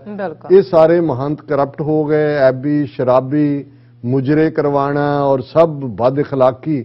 ਹੁਣ ਸਿੱਖ ਇਹ ਸਾਰਾ ਕੁਝ, ਔਰ ਸਭ ਤੋਂ ਕਿਉਂਕਿ ਜਿਵੇਂ ਮੈਂ ਕਿਹਾ ਵੀ ਨਨਕਾਣਾ ਸਾਹਿਬ ਗੁਰੂ ਨਾਨਕ ਸਾਹਿਬ ਦਾ ਬਰਥ ਪਲੇਸ, ਸਭ ਤੋਂ ਅਮੀਰ ਮਹੰਤ 550 ਮੁਰੱਬਾ ਜ਼ਮੀਨ ਨਾਲ ਲੱਗੀ ਹੋਈ, ਔਰ ਇਹ ਬਦਕਾਰ ਬਣ ਗਿਆ, ਬਦਫੈਲੀਆਂ ਕਰਨ ਲੱਗ ਗਿਆ। ਇਸ ਕਿਸਮ ਦਾ ਹਾਲ ਕਿ ਈਵਨ ਗੁਰਦੁਆਰਾ ਸਾਹਿਬ ਦੇ ਦਰਸ਼ਨਾਂ ਨੂੰ ਜਾਣ ਵਾਲੀਆਂ ਬੀਬੀਆਂ ਦੇ ਨਾਲ ਵੀ ਸਿੰਧੀ ਬੱਚੀ ਨਾਲ ਜੋ ਸਲੂਕ ਹੋਇਆ, ਮੈਂ ਵੇਰਵੇ 'ਚ ਨਹੀਂ ਜਾਵਾਂਗਾ। ਹੁਣ ਪੰਥ ਦੇ ਅੰਦਰ ਇਸ ਗੱਲ ਦਾ ਬਹੁਤ ਗੁੱਸਾ, ਕਿਉਂਕਿ ਇਹ ਮਹੰਤਾਂ ਦੀ ਮਦਦ ਫਿਰ ਅੰਗਰੇਜ਼ ਸਾਰੇ ਸਿੱਧੇ ਤੌਰ ਤੇ ਕਰਦੇ ਸੀ। ਇਹੀ ਕਾਰਨ ਅਸੀਂ ਦੇਖਦੇ ਹਾਂ ਕਿ 1919 'ਚ ਜਲਿਆਂਵਾਲੇ ਬਾਗ ਦਾ ਜਿਹੜਾ ਕਾਂਡ ਕਰਨ ਵਾਲਾ ਜਨਰਲ ਡਾਇਰ ਹੈ, ਉਹਨੂੰ ਅਗਲੇ ਦਿਨ ਅਕਾਲ ਤਖਤ ਤੇ ਸੱਦ ਕੇ ਜਿਹੜਾ ਮਹੰਤ ਅਰੂੜ ਸਿੰਘ ਹੈ ਉਹ ਸਿਰੋਂ ਪਾਉ ਦਿੰਦਾ। ਹੁਣ ਉਹਨੇ ਸਿੱਖਾਂ ਨੂੰ ਹਿਲਾ ਕੇ ਰੱਖ ਦਿੱਤਾ ਸੀ ਕਿ ਵੀ ਅੱਛਾ, ਹਾਲਾਂ 1850 ਤੋਂ 1920 ਕਿ 70 ਸਾਲ ਦਾ ਪੀਰੀਅਡ ਸੀ ਬਹੁਤ ਵਾਰੀ, ਕਿਉਂਕਿ ਪਹਿਲਾ ਫੋਕਸ ਸੀ ਕਿ ਗੁਰਦੁਆਰੇ ਆਜ਼ਾਦ ਹੋਣ, ਪਹਿਲਾਂ ਅੰਗਰੇਜ਼ਾਂ ਨੂੰ ਕੱਢੋ ਇੱਥੋਂ। ਉਹਦੇ ਲਈ ਅਸੀਂ ਭਾਈ ਮਹਾਰਾਜ ਸਿੰਘ ਦੀ ਲਹਿਰ, ਕੂਕਾ ਲਹਿਰ, ਫਿਰ ਗਦਰੀ ਬਾਬਿਆਂ ਦੀ ਲਹਿਰ, ਔਰ ਉਸ ਤੋਂ ਪਹਿਲਾਂ ਪਗੜੀ ਸੰਭਾਲ ਹੋਏ ਜੱਟਾ ਸ਼ਹੀਦ ਭਗਤ ਸਿੰਘ, ਉਹਨਾਂ ਉਹ ਸਾਰਾ ਪਾਰਟ ਪਹਿਲਾਂ ਰਿਹਾ। ਲੇਕਿਨ ਗੁਰਦੁਆਰਿਆਂ ਦੇ ਉੱਤੇ ਗ੍ਰਿਪ ਉਹਨਾਂ ਦੀ ਹੁੰਦੀ ਚਲੀ ਗਈ ਮਜ਼ਬੂਤ। ਅੰਗਰੇਜ਼ਾਂ ਨੇ ਮਹੰਤਾਂ ਰਾਹੀਂ ਗੁਰਦੁਆਰਿਆਂ, ਜਿਵੇਂ ਅਸੀਂ ਅੱਗੇ ਵੀ ਗੱਲ ਕਰਦੇ ਹਾਂ, ਦਰਬਾਰ ਸਾਹਿਬ ਦੀਆਂ ਪ੍ਰਕਰਮਾਂ 'ਚ ਲਿਆ ਕੇ ਬੁੱਤ ਰੱਖ ਦਿੱਤੇ ਔਰ ਕਿਸ ਕਿਸਮ ਦਾ ਬਾਕੀ ਵਰਤਾਰਾ ਰਿਹਾ। ਸੋ ਉਹਨਾਂ ਹਾਲਾਤਾਂ 'ਚ ਹੀ 1920 ਦੇ ਵਿੱਚ ਸ਼੍ਰੋਮਣੀ ਗੁਰਦੁਆਰਾ ਪ੍ਰਬੰਧਕ ਅਕਾਲ ਤਖਤ ਤੇ ਇਕੱਠ ਹੁੰਦਾ, ਇੱਕ ਬਾਡੀ ਬਣਾਈ ਜਾਂਦੀ ਹੈ ਕਿ ਜੀ ਗੁਰਦੁਆਰੇ ਸਾਹਿਬ ਦੇ ਪ੍ਰਬੰਧ ਲੈਣੇ ਨੇ, ਉਹਨੂੰ ਸਰਕਾਰ ਕੁਝ ਵਕਤ ਪਾ ਕੇ ਇਲੀਗਲ ਡਿਕਲੇਅਰ ਕਰ ਦਿੰਦੀ ਹੈ। ਪਹਿਲਾਂ ਤਾਂ ਸਰਕਾਰ ਕੋਆਪਰੇਟਿਵ ਰਹੀ ਸ਼ੁਰੂ 'ਚ ਕਿ ਵੀ ਇਹ ਖਤਰਾ ਨਹੀਂ ਨੇ, ਔਰ ਫਿਰ ਅਸੀਂ ਦੇਖਦੇ ਹਾਂ ਕਿ ਅੱਜ ਦੇ ਦਿਨ 21 ਫਰਵਰੀ 1921 ਨੂੰ ਜਦੋਂ ਕਿ ਸ਼ਹੀਦ ਭਾਈ ਲਛਮਣ ਸਿੰਘ ਧਾਰੀਕੇ ਔਰ ਦੂਸਰੇ ਉਹਨਾਂ ਦੇ ਜਥੇ ਅੱਡ ਸਿੰਘਾਂ ਦੇ ਵੇਰਵੇ, ਮੇਰੇ ਕੋਲ ਵਕਤ ਨਹੀਂ ਹੈ ਮੈਂ ਵੇਰਵੇ ਨਾਲ ਡਿਸਕਸ ਕਰ ਸਕਾਂ, 200 ਦੇ ਕਰੀਬ ਜਿਹੜੀ ਫਿਗਰ ਹੈ ਉਹ ਵੇਰੀ ਕਰਦੀ, 170 ਤੋਂ ਲੈ ਕੇ ਜਿਹੜਾ ਇੰਨੇ ਸ਼ਹੀਦ ਉਸ 'ਚ ਹੁੰਦੇ ਨੇ, ਉਹ ਜਿਹੜਾ ਅਰਦਾਸਾ ਸੋਧ ਕੇ ਜਾਂਦੇ ਨੇ। ਉਹਨਾਂ ਦਾ ਕੋਈ ਮਕਸਦ ਕੰਟਰੋਲ ਕਾਬੂ ਕਰਨਾ ਨਹੀਂ ਸੀ, ਕਿਉਂਕਿ ਵੱਡਾ ਇਕੱਠ ਜਿਹੜਾ ਉਹ ਮਾਰਚ ਦੇ ਮਹੀਨੇ ਦੇ ਵਿੱਚ ਸ਼੍ਰੋਮਣੀ ਕਮੇਟੀ ਵੱਲੋਂ ਰੱਖਿਆ ਗਿਆ ਸੀ, ਜਿਹਦੇ 'ਚ ਉਹਨਾਂ ਨੇ ਸ਼ਮੂਲੀਅਤ ਕਰਨੀ ਸੀ। ਪਰ ਉਹ ਮਹੰਤ ਨਰੈਣੂ ਨੇ ਉਸ ਵੇਲੇ ਦਾ ਜਿਹੜਾ ਲਾਹੌਰ ਦਾ ਕਮਿਸ਼ਨਰ ਸੀ ਗੋਰਾ ਮਿਸਟਰ ਕੰਗ, ਉਹਦੀ ਮਦਦ ਦੇ ਨਾਲ ਔਰ ਬਾਕੀ ਉਹਨੇ ਗੁੰਡੇ ਬਦਮਾਸ਼ ਅੰਦਰ ਭਰਤੀ ਕੀਤੇ ਹੋਏ ਸੀ, ਛਵੀਆਂ ਗੰਡਾਸੇ ਬੰਦੂਕਾਂ ਔਰ ਦੂਸਰਾ ਇਹ ਸਾਰਾ ਸੀ। ਜਿਉਂ ਹੀ ਇਹ ਸਿੰਘਾਂ ਦਾ ਜਥਾ ਜਿਸ ਦੇ ਜਿਹੜਾ ਉਹ ਗੁਰਦੁਆਰਾ ਸਾਹਿਬ ਦਾ ਮੁੱਖ ਗੇਟ ਲੰਘ ਕੇ ਸਵੇਰ ਦੇ ਵੇਲੇ ਅੰਮ੍ਰਿਤ ਵੇਲੇ ਇਸ਼ਨਾਨ ਕਰਨ ਦੇ ਲਈ ਜਾਂਦੇ ਨੇ ਔਰ ਅੰਦਰ ਦੀਵਾਨ ਸੱਜ ਜਾਂਦਾ, ਭਾਈ ਲਛਮਣ ਸਿੰਘ ਧਾਰੋਵਾਲੀ ਤਾਬਿਆਂ 'ਚ ਬੈਠ ਜਾਂਦੇ ਨੇ, ਉਹ ਗੁਰਦੁਆਰੇ ਦਾ ਦਰਵਾਜ਼ਾ ਬੰਦ ਕਰ ਦਿੰਦੇ ਨੇ ਮਹੰਤ ਦੇ ਗੁੰਡੇ, ਔਰ ਫਿਰ ਜਿਵੇਂ ਅੰਦਰ ਧੂ ਕੇ ਉਹਨਾਂ ਨੂੰ ਟੁਕੜੇ ਕਰਕੇ, ਜਿਹਦੇ 'ਚ ਸ਼ਹਾਦਤਾਂ 130 ਤੋਂ 170 ਤੱਕ ਦੀ ਫਿਗਰ ਇਹ ਆਂਦੀ ਹੈ। ਔਰ ਭਾਈ ਲਛਮਣ ਸਿੰਘ ਧਾਰੋਵਾਲੀ ਜਿਹੜੇ ਲੀਡ ਕਰ ਰਹੇ ਸੀ ਉਹ ਮਹਾਰਾਜ ਦੀ ਤਾਬਿਆ ਬੈਠੇ, ਉਹਨਾਂ ਨੂੰ ਤਾਬਿਆ ਤੋਂ ਧੂ ਕੇ ਲਿਆ ਕੇ ਅਜੇ ਵੀ ਨਨਕਾਣਾ ਸਾਹਿਬ ਦੀ ਜੂਹ 'ਚ ਉਹ ਸ਼ਹੀਦੀ ਜੰਡ ਉਹਨੂੰ ਕਹਿੰਦੇ ਨੇ ਉਹ ਮੌਜੂਦ ਹੈ, ਜਿਹਦੇ ਨਾਲ ਉਲਟਾ ਲਟਕਾ ਕੇ ਉਹਨਾਂ ਨੂੰ ਜਿਉਂਦਾ ਸਾੜ ਦਿੱਤਾ ਗਿਆ ਸੀ। ਔਰ ਹੋਰ ਵੀ ਜਿਹੜੇ ਉਹਨਾਂ ਨੇ ਮਾਰੇ ਟੁਕ ਕੇ ਟੁਕੜੇ ਕਰਕੇ ਉਹਨਾਂ ਦੇ ਵੀ ਉਹ ਜਿਹੜੇ ਨੇ ਉਹ ਇਕੱਠੇ ਕਰਕੇ ਉਹਨਾਂ ਨੂੰ ਤਾਂ ਕਿ ਸਬੂਤ ਮਿਟਾ ਦਿੱਤਾ ਜਾਏ। ਪਰ ਇਹ ਸਾਕਾ ਨਨਕਾਣਾ ਸਾਹਿਬ ਸਿੱਖ ਕੌਮ ਦੇ ਲਈ ਇੱਕ ਵੱਡਾ ਹਲੂਣਾ ਬਣ ਕੇ ਆਇਆ। ਔਰ ਜੇ ਉਸ ਖਿੱਤੇ ਦੀ ਹਿਸਟਰੀ 'ਚ ਕਹਿਣਾ ਹੋਏ ਕਿ ਜਲਿਆਂਵਾਲੇ ਬਾਗ ਤੋਂ ਬਾਅਦ, ਜਲਿਆਂਵਾਲੇ ਬਾਗ ਨੇ ਤਾਂ ਭਾਰਤ ਭਰ ਦੇ ਵਿੱਚ ਜਿਹੜੀ ਹੈ ਇੱਕ ਕੌਨਸ਼ੀਅਸਨੈਸ ਪੈਦਾ ਕੀਤੀ ਆਪਣੇ ਹੱਕਾਂ ਦੀ, ਤੇ ਸਾਕਾ ਨਨਕਾਣਾ ਸਾਹਿਬ ਇਸ ਲੈਵਲ ਦਾ ਜਿਹੜਾ ਦੁਖਾਂਤ ਸੀ ਕਿ ਸਿੱਖ ਕੌਮ ਔਰ ਇੱਕ ਪ੍ਰੋਟੈਸਟ ਵਜੋਂ ਇੱਕਦਮ ਕਾਲੀਆਂ ਦਸਤਾਰਾਂ ਕਾਲੀਆਂ ਚੁੰਨੀਆਂ ਔਰ ਸਿੱਖ ਕੌਮ ਦੇ ਨਾਲ ਹਮਦਰਦੀ ਵੀ ਹੋਈ, ਉੱਥੇ ਸਾਰੇ ਵੱਡੇ ਲੀਡਰ ਵੀ ਪਹੁੰਚੇ। ਪਰ ਸਿੱਖਾਂ ਨੇ ਧਈਆ ਕਰ ਲਿਆ ਕਿ ਹੁਣ ਅਸੀਂ ਸਾਰੇ ਜਿਹੜੇ ਗੁਰਦੁਆਰੇ ਇਤਿਹਾਸਕ ਨੇ ਇਹ ਅਸੀਂ ਲਿਬਰੇਟ ਕਰਵਾਉਣੇ ਨੇ, ਔਰ ਅੰਗਰੇਜ਼ ਵੀ ਇੰਨੇ ਘਬਰਾ ਗਏ ਕਿ ਇਹ ਸਾਕਾ ਵਾਪਰਦਾ। ਅਗਲੇ ਦਿਨ ਜਿਹੜੇ ਉਸ ਇਲਾਕੇ ਦੇ, ਕਿਉਂਕਿ ਸ਼ੇਖੂਪੁਰਾ ਔਰ ਉਸ ਦੀ ਸਾਰੀ ਵਿਸਿਨਿਟੀ ਦੇ ਵਿੱਚ ਵੱਡੀ ਗਿਣਤੀ 'ਚ ਸਿੱਖ ਕਿਸਾਨ ਜ਼ਿਮੀਂਦਾਰ ਵਸਦੇ ਸਨ, ਔਰ ਉਸ ਦੌਰ ਦੇ ਵਿੱਚ ਜਥੇਦਾਰ ਕਰਤਾਰ ਸਿੰਘ ਝੱਬਰ ਜਿਹੜੇ ਸੈਂਕੜਿਆਂ ਘੋੜਸਵਾਰਾਂ ਦੇ ਨਾਲ ਗੁਰਦੁਆਰਾ ਸਾਹਿਬ ਵੱਲ ਵੱਧਦੇ ਨੇ ਅਗਲੇ ਦਿਨ, ਔਰ ਪਹਿਲਾਂ ਉਹਨਾਂ ਨੂੰ ਇੱਕ ਸੁਨੇਹਾ ਦੇਣ ਆਉਂਦਾ ਅੰਗਰੇਜ਼ਾਂ ਦਾ ਕਿ ਅੱਗੇ ਜਿਹੜੀਆਂ ਨੇ ਉਹ ਤੋਪਾਂ ਬੰਦੂਕਾਂ ਨੇ ਔਰ ਮਸ਼ੀਨ ਗੰਨਾਂ ਬੀੜੀਆਂ ਹੋਈਆਂ ਨੇ, ਅੱਗੇ ਨਹੀਂ ਜਾਣਾ। ਉਹ ਕਹਿੰਦੇ ਨੇ ਉਹਦਾ ਉਹ ਪਾੜ ਕੇ ਉਹਨੂੰ ਪਰੇ ਸੁੱਟਦੇ ਨੇ, ਚਿੱਠੀ ਕਮਿਸ਼ਨਰ ਦੀ ਦਿੰਦੇ ਆ ਉਹਨਾਂ ਨੂੰ, ਫਿਰ ਅੱਗੇ ਜਾਂਦੇ ਨੇ। ਔਰ ਅੰਗਰੇਜ਼ ਇਸ ਕਦਰ ਹਜ਼ਾਰਾਂ ਦੀ ਗਿਣਤੀ 'ਚ ਘੋੜਸਵਾਰ ਔਰ ਸੰਗਤਾਂ ਇਸ ਗੁੱਸੇ ਔਰ ਰੋਹ ਦੇ ਵਿੱਚ, ਔਰ ਉਹ ਆ ਕੇ ਕੰਗ ਜਿਹੜਾ ਉਹ ਚਾਬੀਆਂ ਉਹਨਾਂ ਦੇ ਹਵਾਲੇ ਕਰ ਦਿੰਦਾ ਗੁਰਦੁਆਰਾ ਸਾਹਿਬ ਦੇ। ਅਗਲੇ ਦਿਨ ਸਾਰਿਆਂ ਦਾ ਪੰਥ ਦੇ ਵਿੱਚ ਰੋਸ ਦੀ ਲਹਿਰ, ਹਜ਼ਾਰਾਂ ਸਿੱਖ ਸੰਗਤਾਂ ਪਹੁੰਚਦੀਆਂ ਨੇ, ਉਹਨਾਂ ਦੇ ਅੰਗੀਠੇ ਨੂੰ ਸਾਂਝੇ ਤੌਰ ਦੇ ਉੱਤੇ ਹਰ ਖੂੰਜੇ 'ਚੋਂ ਮਾਸ ਦੇ ਟੁਕੜੇ ਇਕੱਠੇ ਕੀਤੇ ਜਾਂਦੇ ਨੇ। ਔਰ ਇਹ ਸਾਕਾ ਨਨਕਾਣਾ ਸਾਹਿਬ ਜਿਸ ਨੂੰ ਅੱਜ 101 ਸਾਲ ਹੋ ਗਏ ਨੇ, ਔਰ ਉਸ ਤੋਂ ਬਾਅਦ ਅੱਡ ਮੋਰਚੇ, ਚਾਬੀਆਂ ਦਾ ਮੋਰਚਾ, ਗੁਰੂ ਕੇ ਬਾਗ, ਪੰਜਾ ਸਾਹਿਬ ਦਾ ਮੋਰਚਾ, ਜੈਤੋ ਦਾ ਮੋਰਚਾ, 1925 ਤੱਕ ਪਹੁੰਚਦੇ ਅਸੀਂ ਦੇਖਦੇ ਹਾਂ ਕਿ ਸ਼੍ਰੋਮਣੀ ਗੁਰਦੁਆਰਾ ਪ੍ਰਬੰਧਕ ਕਮੇਟੀ ਗੁਰਦੁਆਰਾ ਐਕਟ ਬਣਾ ਕੇ ਸਰਕਾਰ ਇਤਿਹਾਸਕ ਗੁਰਦੁਆਰੇ ਸਿੱਖਾਂ ਦੇ ਹਵਾਲੇ ਕਰ ਦਿੰਦੀ ਹੈ। ਔਰ ਇਹ ਜਦੋਂ ਅਸੀਂ ਹੁਣ ਇਹਨਾਂ 100 ਵਰ੍ਹੇ ਤੋਂ ਜ਼ਿਆਦਾ ਦਾ ਸਫ਼ਰ ਦੇਖਦੇ ਹਾਂ, ਅੱਜ ਸ਼੍ਰੋਮਣੀ ਗੁਰਦੁਆਰਾ ਪ੍ਰਬੰਧਕ ਕਮੇਟੀ ਕਿੱਥੇ ਖੜੀ ਹੈ। ਅਕਸਰ ਅਸੀਂ ਜ਼ਿਕਰ ਕਰਦੇ ਹਾਂ ਵਕਤ ਦੀ ਅੱਜ ਸੀਮਾ, ਕਿਉਂਕਿ ਕੁਝ ਵਕਤ ਪਹਿਲਾਂ ਸਾਡਾ ਲੇਟ ਪ੍ਰੋਗਰਾਮ ਸ਼ੁਰੂ ਹੋਇਆ, ਲੇਕਿਨ ਜਿਵੇਂ ਮਹੰਤ ਅਸਿੱਧੇ ਤੌਰ ਦੇ ਉੱਤੇ ਅੰਗਰੇਜ਼ਾਂ ਦੇ ਨਾਲ ਰਲੇ ਹੋਏ ਉਹਨਾਂ ਦਾ ਹੀ ਏਜੰਡਾ ਲਾਗੂ ਕਰ ਰਹੇ ਸੀ, ਅੱਜ ਇਹ ਕਹਿਣ ਦੇ ਵਿੱਚ ਕੋਈ ਹਰਜ਼ ਨਹੀਂ ਹੈ ਕਿ 101 ਵਰ੍ਹੇ ਬਾਅਦ ਅੱਜ ਦੀ ਸ਼੍ਰੋਮਣੀ ਗੁਰਦੁਆਰਾ ਪ੍ਰਬੰਧਕ ਕਮੇਟੀ ਜਿਸ ਤੇ ਬਾਦਲ ਟੱਬਰ ਦਾ ਪੂਰਾ ਜੱਫਾ ਹੈ, ਉਹਨਾਂ ਨੇ ਨਿੱਜੀ ਜਗੀਰ ਬਣਾਇਆ ਹੋਇਆ, ਐਕਟਿੰਗ ਜਥੇਦਾਰ ਗਿਆਨੀ ਹਰਪ੍ਰੀਤ ਸਿੰਘ ਜੇ ਅਸੀਂ ਉਹਨਾਂ ਦਾ ਵਰਤਾਰਾ ਪਿਛਲੇ ਪੀਰੀਅਡ 'ਚ ਦੇਖੀਏ, ਉਹਨਾਂ ਦੀਆਂ ਬਿਆਨਬਾਜ਼ੀਆਂ, ਔਰ ਜੇ ਤੁਸੀਂ ਗੁਰਦੁਆਰਾ ਕਮੇਟੀਆਂ ਦੇ ਹਵਾਲੇ ਨਾਲ ਜੋ ਹਰਕਤ ਮਨਜਿੰਦਰ ਸਿਰਸਾ ਔਰ ਦਿੱਲੀ ਕਮੇਟੀ ਦਾ ਪ੍ਰਧਾਨ ਸੈਕਟਰੀ, ਪਟਨਾ ਸਾਹਿਬ ਕਮੇਟੀ ਦਾ ਜਥੇਦਾਰ, ਉਹਨਾਂ ਦਾ ਸੈਕਟਰੀ, ਹਜ਼ੂਰ ਸਾਹਿਬ ਦਾ ਪ੍ਰਬੰਧਕ, ਜੰਮੂ ਕਸ਼ਮੀਰ ਦਾ, ਔਰ ਕਿੰਨੇ ਜਿਹੜੇ 38 ਦੇ ਕਰੀਬ ਜਿਹੜੇ ਜ਼ਮੀਰ ਫਰੋਸ਼ ਮੋਦੀ ਦੇ ਦਰਬਾਰ 'ਚ ਗਏ ਨੇ ਉਸ ਦੀ ਚਰਨ ਬੰਦਨਾ ਕਰਨ ਦੇ ਲਈ, ਕਿਵੇਂ ਬੇਗੈਰਤ ਲੋਕ, ਇਸ ਤੋਂ ਵੱਡਾ ਹੋਰ ਕੀ ਸਬੂਤ ਹੈ ਕਿ ਅਸੀਂ ਜਿੱਥੇ ਸਮਝਦੇ ਉਹਨਾਂ ਦੀਆਂ ਤੁਸੀਂ ਸ਼ਕਲਾਂ ਦੇਖੋ ਤਾਂ ਤੁਹਾਨੂੰ ਲੱਗਦਾ ਵਾਹ ਵਾਹ ਵੱਡੇ ਵੱਡੇ ਚਿੱਟੇ ਚੋਲੇ ਪਾਏ ਹੋਏ ਨੇ, ਔਰ ਦੂਸਰਿਆਂ ਦੀ ਵੀ ਤੁਸੀਂ ਸਿੱਖੀ ਰੂਪ ਦੇ ਵਿੱਚ ਇਵੇਂ ਹੀ ਮਹੰਤ ਕੋਈ ਅੰਗਰੇਜ਼ ਨਹੀਂ ਸੀ, ਕੋਈ ਹੈਟ ਨਹੀਂ ਸੀ ਉਹਨਾਂ ਨੇ ਪਾਏ ਹੋਏ, ਉਹ ਪੂਰੇ ਉਵੇਂ ਹੀ ਆਪਣੇ ਆਪ ਨੂੰ ਜਿਹੜਾ ਉਹ ਸਿੱਖਾਂ ਦੇ ਵਿੱਚ ਸਿੱਖ ਹੀ ਸਾਬਤ ਕਰਦੇ ਸੀ, ਲੇਕਿਨ ਉਹਨਾਂ ਦੇ ਨਾਲ ਰਲੇ ਹੋਏ ਸੀ। ਅੱਜ ਇਹੀ ਵਰਤਾਰਾ ਅਸੀਂ ਉੱਥੋਂ ਦੇ ਪ੍ਰਬੰਧਕੀ ਨਿਜ਼ਾਮ ਦੇ ਵਿੱਚ ਦੇਖਦੇ ਹਾਂ ਕਿ ਕਿਵੇਂ ਜਿਹੜੀ ਗੱਲ ਅੰਗਰੇਜ਼ਾਂ ਨੂੰ ਸਮਝ ਆਈ ਸੀ ਕਿ ਭਾਈ ਗੁਰਦੁਆਰੇ ਜੇ ਅਸੀਂ ਇਹਨਾਂ ਤੋਂ ਖੋਹ ਲਈਏ ਜਾਂ ਉਹਨਾਂ ਦੇ ਉੱਤੇ ਆਪਣੇ ਚਾਟੜੇ ਬਣਾ ਦਈਏ ਤੇ ਇਹਨਾਂ ਨੂੰ ਕੰਟਰੋਲ ਕਰਨਾ ਸੌਖਾ ਹੈ, ਇਹੀ ਕੰਮ ਪਿਛਲੇ 75 ਸਾਲਾਂ 'ਚ ਨਹਿਰੂ ਨੇ ਵੀ ਕੋਸ਼ਿਸ਼ ਕੀਤੀ ਸ਼੍ਰੋਮਣੀ ਕਮੇਟੀ ਤੇ ਕਬਜ਼ੇ ਦੀ। ਇੰਦਰਾ ਗਾਂਧੀ ਨੇ ਤਾਂ ਟੈਂਕਾਂ ਤੋਪਾਂ ਦੇ ਨਾਲ ਹਮਲਾ ਕਰਕੇ ਉਹਨੇ ਕਿਹਾ ਵੀ ਇਹ ਨਾ ਰਹੇ ਬਾਂਸ ਨਾ ਵਜੇ ਬੰਸਰੀ, ਇਹਨਾਂ ਦੀ ਨਸਲ ਹੀ ਮੁਕਾ ਦਿਓ। ਤੇ ਜੇ ਉਸ ਸਾਰੇ 'ਚੋਂ ਸਰਵਾਈਵ ਕਰਕੇ ਅਸੀਂ ਆਪਣੀਆਂ ਘੱਟੋ ਘੱਟ ਇਸ ਇੰਸਟੀਟਿਊਸ਼ਨ ਜਿਹਦਾ ਲੀਗਲ ਸਟੇਟਸ ਹੈ,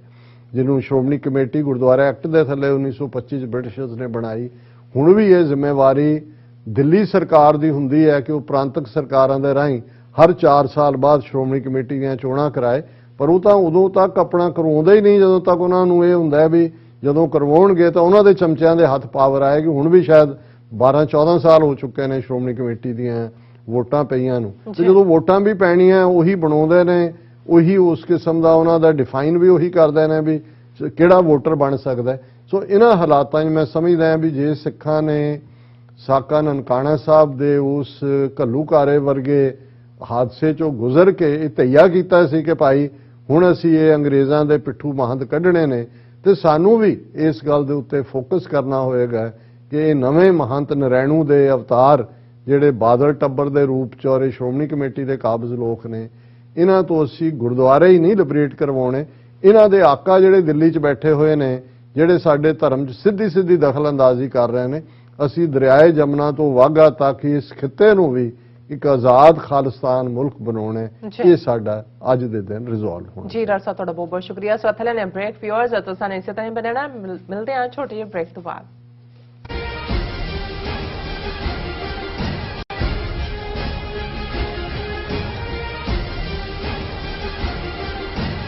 ਕੀ ਤੁਸੀਂ ਆਪਣੇ ਟੈਕਸਿਸ ਨੂੰ ਲੈ ਕੇ ਚਿੰਤਤ ਹੋ? ਤੁਸੀਂ ਆਪਣੀ ਕਮਾਈ ਲਈ ਮਿਹਨਤ ਕਰਦੇ ਹੋ, ਭਾਵੇਂ ਤੁਸੀਂ ਨੌਕਰੀ ਵਿੱਚ ਹੋਵੋ ਜਾਂ ਆਪਣਾ ਬਿਜ਼ਨਸ ਚਲਾਉਂਦੇ ਹੋ। ਜਦੋਂ ਟੈਕਸ ਭਰਨ ਦਾ ਸਮਾਂ ਆਉਂਦਾ ਤਾਂ ਤੁਹਾਨੂੰ ਇੱਕ ਭਰੋਸੇਯੋਗ ਟੈਕਸ ਅਕਾਊਂਟੈਂਟ ਦੀ ਲੋੜ ਹੈ ਜੋ ਟੈਕਸ ਬੈਲੈਂਸ ਦਾ ਤੁਹਾਡੇ ਪੱਖ ਵਿੱਚ ਜਾਣਾ ਯਕੀਨੀ ਬਣਾਵੇ। ਸਿਆਟਲ ਦੀ ਜਾਣੀ ਪਹਿਚਾਣੀ company accurate accountants and taxes ਤੁਹਾਡੀ ਸੇਵਾ ਵਿੱਚ ਹਾਜ਼ਰ ਹੈ। ਅਸੀਂ ਹਰ ਤਰ੍ਹਾਂ ਦੇ ਟੈਕਸ ਭਰਨ ਵਿੱਚ ਤੁਹਾਡੀ ਮਦਦ ਕਰਾਂਗੇ। ਟੈਕਸ ਸੰਬੰਧੀ ਕਿਸੇ ਵੀ ਤਰ੍ਹਾਂ ਦੇ ਸਵਾਲ ਲਈ ਅੱਜ ਹੀ ਸਾਡੇ ਤੱਕ ਪਹੁੰਚ ਕਰੋ। Accurate accountants and Texas.